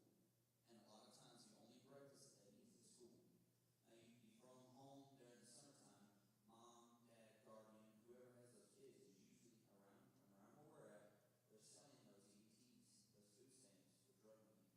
So those kids will go all week long, and the only time they really eat breakfast is when we're serving breakfast.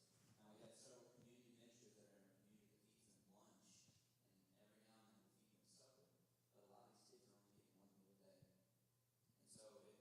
getting one meal a day. And so it became very important for us not only to feed them spiritually, but to feed them physically. And a lot of the kids started coming just for breakfast, but they stay for church.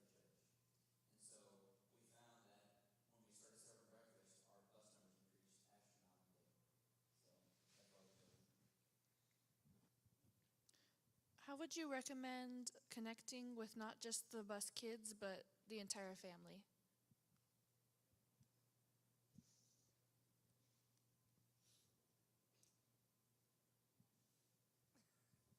What'd you say?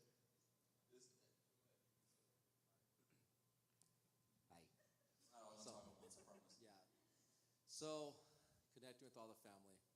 Now, I do know that it was easier for me as I'm married, I have kids. It's easy for me to connect to the dads on a personal level. It's easier for my wife to connect to the moms. And probably the easiest way is maybe if you brought an adult with you, maybe you bring your mom or your dad with you on the outreach. They could help you. They could connect. And I know you personally want to connect with the parents. With a lot of, when you start showing the parents that you love their kids, they're going to open up to you. They're going to, because you're taking some of the precious things of their life, and you're showing that you love them, you care about them, you want to make sure that that you talk to them about breakfast, all those things. They love to hear about all those things you're doing for them at Sunday school. Share the report with them. Hey, they did a great job this last Sunday. They show pictures. That was great. Show pictures. Show how they're doing. Share the fun, exciting things that you did on them. It'll start to open them up to you. They'll start to share things with you. And some of these moms, they're going to start being your age. They are. I know you're young, but you're going to be surprised. Okay, there'll be some young moms that only have a few years on you. Don't be afraid to open up to them and talk to them and share some photos with them. Open up your life about them, school, work, whatever you're doing. Just open up to them and share with them.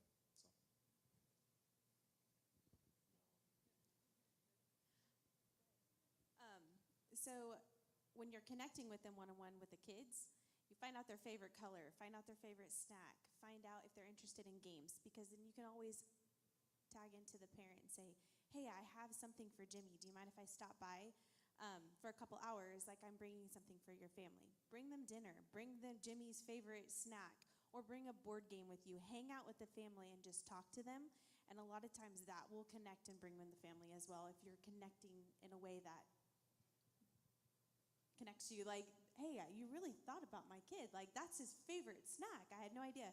And maybe you don't do it every single week, but if you start doing that every couple weeks, then you focus on 3 or 4. After a month or 2 months, then you've made a connection with 4 families in the next 2 months. And then there's gift baskets. Bring them a dinner. I mean, find out things that you can go and connect. Hey, can I come over and bring coffee? Or can, bring mom something. Hey, I just want to say that Jimmy's a really cool kid and you're doing a great job. And that helps you connect. I don't really know you, but I just know your kid, and he's a really great kid. One of my favorite things when it comes to this, when we're doing like children's church, whenever we do altar call, we don't rush altar call. And by that I mean the buses can be leaving and that kid's still in the altar. That's awesome for me, because someone's going to take that kid home and they're going to apologize to mom. Hey, I'm sorry, we were so late today. Your kid was praying, and flip that phone around, and I've got a video of that kid praying in the altar. And watch mom's face when I play that video for mom, and watch as her spirit just crumbles when she sees her baby crying their heart out to God, and you make a connection there. One of my favorite things about my pastor, if anybody knows Pastor Dwayne, he is a very passionate man. I don't think anybody in this room probably, and it's not a competition, and he would probably get upset at me for saying this, but I don't think anybody in this room could possibly teach more Bible studies than what he does in a week. And one of his favorite things to do is to get families to meet him at a local park, and he'll bring pizza. And he'll feed the whole family while the kids are out playing, and he'll give a Bible study there at the park. And he begins to connect with these families through their children, through bus ministry, and they begin to come, because when you take a child by the hand, you take a parent by the heart, and they can't help but have an integral part of them. When you are feeding them, their kids spiritually, physically, you can't help as a parent but to have some kind of connection to the person that is doing that to your children.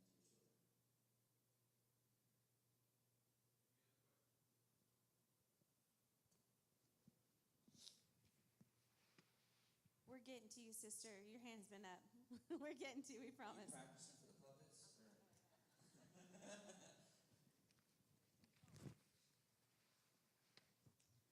So it was touched on yesterday about saving the kids, saving their kids, saving our kids. And I've noticed a lot of you have your beautiful families here, and it's been a blessing to see them so involved and excited about everything. I was speaking with one of the Bradshaw's little girls, Kylie, and she had such an awesome smile and spirit about her. And I just wanted to see some bits of advice for us in the ministry that also have our own children, keeping that balance where they don't feel like they're on the back burner, but also keeping them involved. And one of the things that was a huge compliment of what Kylie said about her parents was that she sees their passion, their inspiration to do these things for God, and she was driven. She is driven to get involved because she wants to know what drives you guys. And I thought that was so beautiful, and I'd love to hear any of the advice since I have children of my own. I think we all feel this way, is that we want our kids involved in ministry. It doesn't have to be what I'm doing. I don't know how many times I've told my kids this, whether one-on-one or as a group, is I don't care what you do, don't feel pressured to be involved in Sunday school, even though that's kind of a natural thing to typically want to follow what you're doing. But please don't feel like I'm going to be disappointed if you're not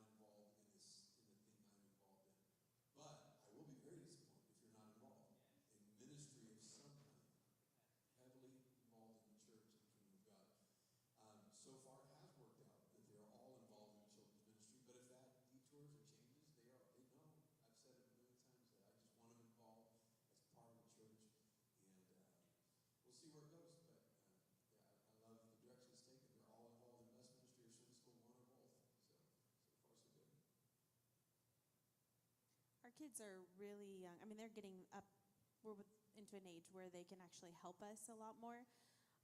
But it's really, really important for you to set time aside for them.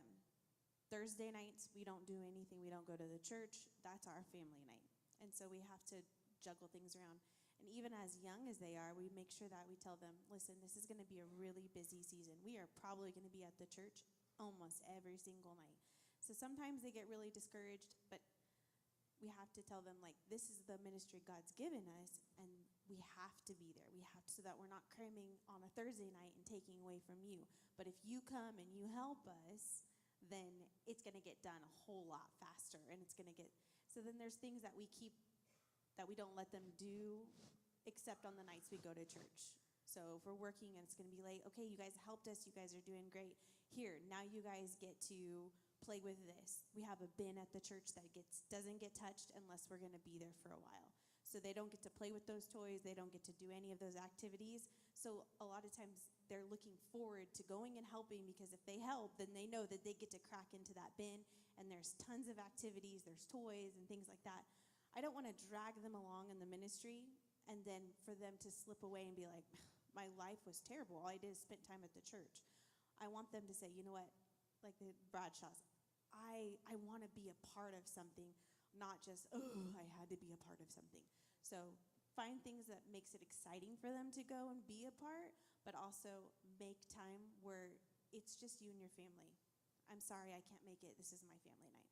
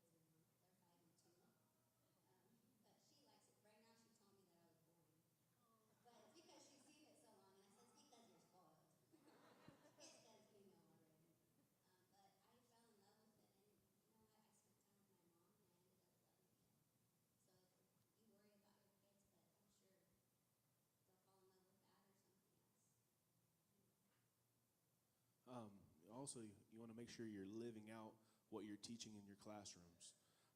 Don't be someone else when you get home from what you are in front of your kids at church. Make sure. I think I heard it in Brother Booker's podcast. Sister Tristan was talking. They're saying, "Is your dad really that crazy, or is that just at Sunday school?" And she's like, "No, that's who he genuinely is." So live out what you're teaching at home. One thing I like to do. It might not work for everybody, but when we're out on the road or traveling with our kids, we are bumping Sunday school music, action songs. If I'm working on a new object lesson or something for Sunday school, I use it on my kids. I try it on my kids first. I say, "Hey guys, look at what I'm working on. I'm using it to teach about this." Yeah. I like to always remind my kids, I didn't grow up with a ministry family. So when I go out, we do things as a family. We're going to different places, being involved. I like to show my kids how special this is. I remind them, this is something we get to do. Look how awesome this is. And we may be tired. We may be exhausted at times. Trust me, like they're up all night with us and early in the morning with us too. They understand. But I will tell them, like, this is the best life. I would just remind them. I'm going to add on. Brother Zach was talking about how we share a lot of things we do with them. So Brother James Poster put in the chat the other day, at like an object lesson. So this would make an awesome lesson. Anybody, I can see what's going on in the Bradshaw house. And I said, yeah, probably 5 years ago on the kitchen counter. So we make them a part of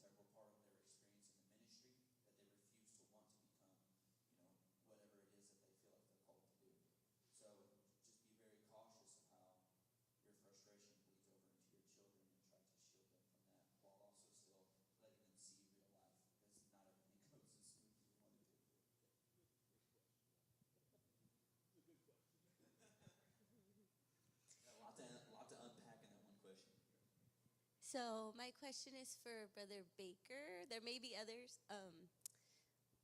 How do you get the kids or the teenagers that ride the bus connected in class? Maybe even just as a bus worker or maybe as the Sunday school teacher. So we don't, we do ages 7 through 11, and we don't have the teenagers in our class on Sundays. So I don't know, I mean, I kind of go back to the question about, like, as far as in the broad age range, I targeted the top of the age range, kind of, but we don't have teens in our class on Sunday. So that's a different connecting. I'm not sure if that answers or if it applies, I guess, because I am a youth leader, but it's almost separate because we do that on Fridays. That's the way Union City does it too. We have our teen class that is separate from our youth group. Our youth group meets on Fridays, but our teen class meets every single Sunday. And I will say Brother Jordan Davis is actually over our teen class, and they actually have the privilege of having our old sanctuary, the one that we, so graciously got a good remodel on here recently, if you know. So, but they're in the old sanctuary, and they flat out have church. No joke, I kid you not. They have Holy Ghost anointed church. When they come in, those kids get to fellowship for a little bit. They get to joke and have fun. They get to cut up a little bit, and then Brother George's like, all right, let's lock in. We're having church. And when I tell you they have church, they straight up have church. Brother Jordan is a phenomenal preacher, and he has Brother Ponte Abbott. He has several others that help him. But as far as connecting goes, legit, they are just having their own church service in the old sanctuary, and they're praying teams to the Holy Ghost almost every single weekend. It's phenomenal to watch. It's amazing. But we also have something called the Next Level program, and what we do is we have kids that are serious. Kids that are riding on buses. They're serious. They're connected in church, and we hunt those out. We look at them. Whoa, it's prayer meeting. They're praying. Whoa, it's worship time. They're worshiping. They're on the next level. Hey, we have this Next Level program. We would love for you to become a part of it. So on Monday nights, they're coming. They're getting to eat a little bit of pizza. They have a quick Bible study. Then they come straight into prayer meeting. So we have prayer meeting on Monday nights. On Tuesday nights, we have church. We're running a bus. We go and we pick all of our Next Level kids up, and they're coming to church. We have families in our church that adopt these kids. So let's say we had a young man. His name's Howard. He's an adult now. Howard was one of our Next Level kids that got adopted by multiple families in our church. 2 or 3 families came together. They buy him suits. They buy him shoes. They buy him socks. Whatever that he needs for church, they buy it. They also come together. They pool their money, and they send them to camps. They send them to conferences. After church, they send them to go eat with the youth group. And we've noticed that our retention rate for those just went through the roof. And now we have adults that are sitting on our pews, that are knocking doors, that are preaching on the street corners, that started off as a teenager in the Next Level program, and we retain them through this program. I hope that answers your question. Kim, I know you know this, but this might be help to everybody else. To tag on to what he just said, the Rock Church, for this very reason, started a program called Extreme Team. An Extreme Team is 10, 11, and 12, so it's right before they hit that teen class. And when I started helping in this, I didn't even know this, but when you start working on them before they hit that teen, by the time they get to be a teen, they're already excited, willing, wanting, and we have alumni from Extreme Team that are in all sorts of different branches of ministry all over the place. So sometimes the best answer is to start them early. We've got some that are running churches in Mexico. Ben, he was a alumni from Extreme Team. So if you guys want any information on Extreme Team, talk to us. So coming back, I guess just on the connecting, because I felt like the way you asked the question that maybe it didn't apply to our situation, but we do youth on Friday nights, and we do have youth services, but we do a variety. I don't know if you were in the session about teens, but we do a variety of different style of youth nights, and so those lend to fellowship that is pretty intentional. So we have food almost every time. And so that fellowship time is pretty intentional. We target the guests that come, and then also kind of instruct some of the youth that, are the right ones to go and connect with them. All right, on our schedule, we are officially out of time on the Q&A. However, if there's any burning questions that you absolutely cannot wait, you can also ask them individually after the session, but is there anything just burning on your heart? If not, all right, we'll get into the very end. Thank you all. Let's give them all a big hand. Thank you, all these incredible speakers, for being such a part of this conference. And we are just about done, but if you have that paper, you have that little piece of paper they handed you? I want you to get that out. You're probably going to have to borrow a pen from somebody unless you already have one. And if you have one, share it with someone near you. But that paper is going to be important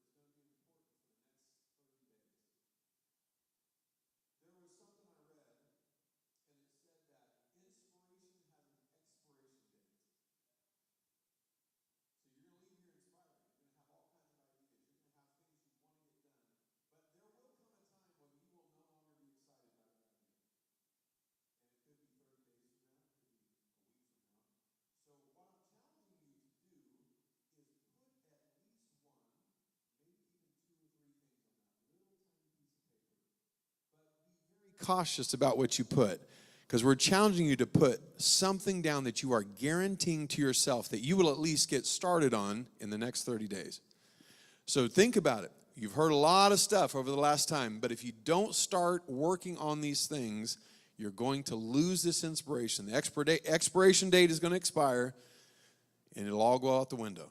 So write something down. I'm just going to be quiet for a minute while we all take a moment to do this.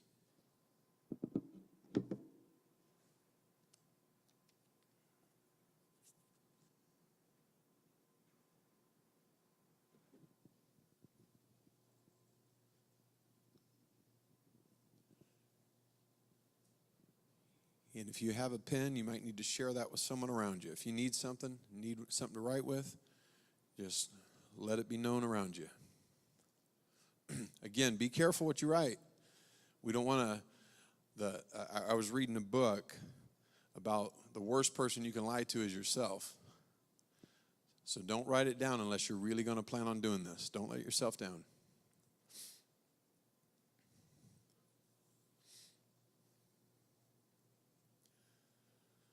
All right, hopefully everybody has something written down.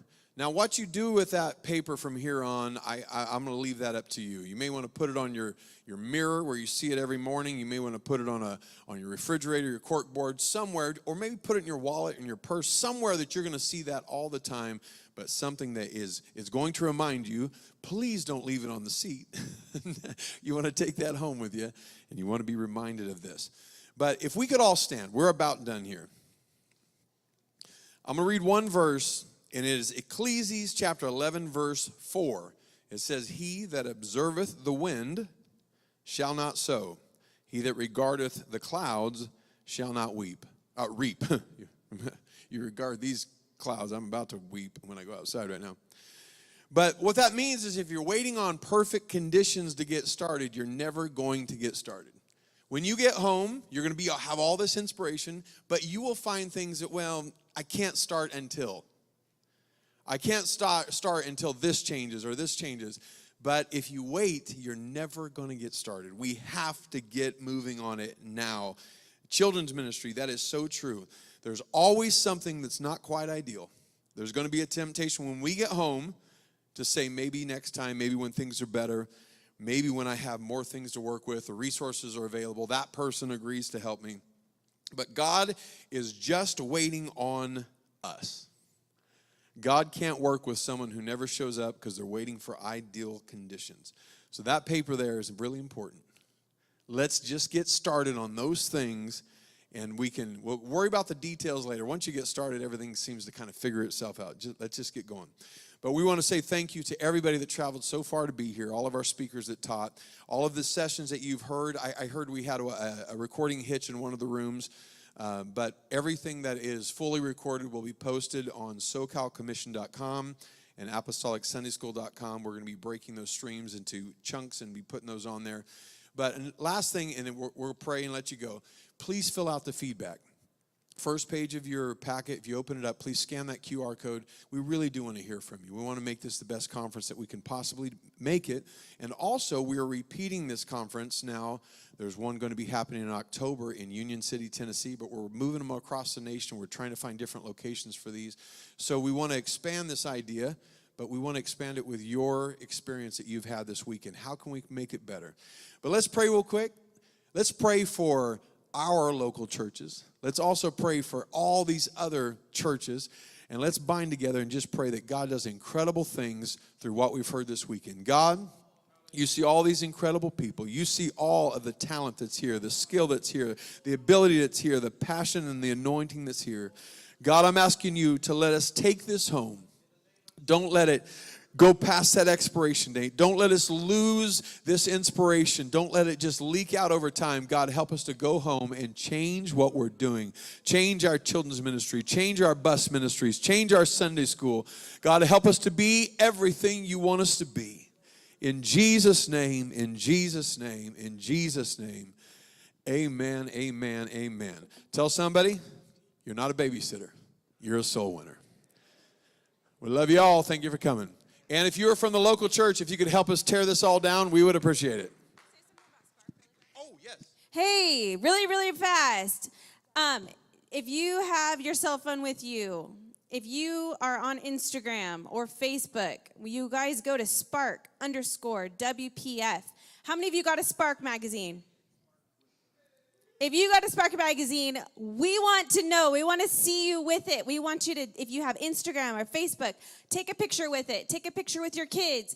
Throw it up there. Tag us. It's Spark_WPF. We want to get the word out there so that we can get some more subscribers, so we can get some more of these magazines in the hands of children across the United States and even across the world.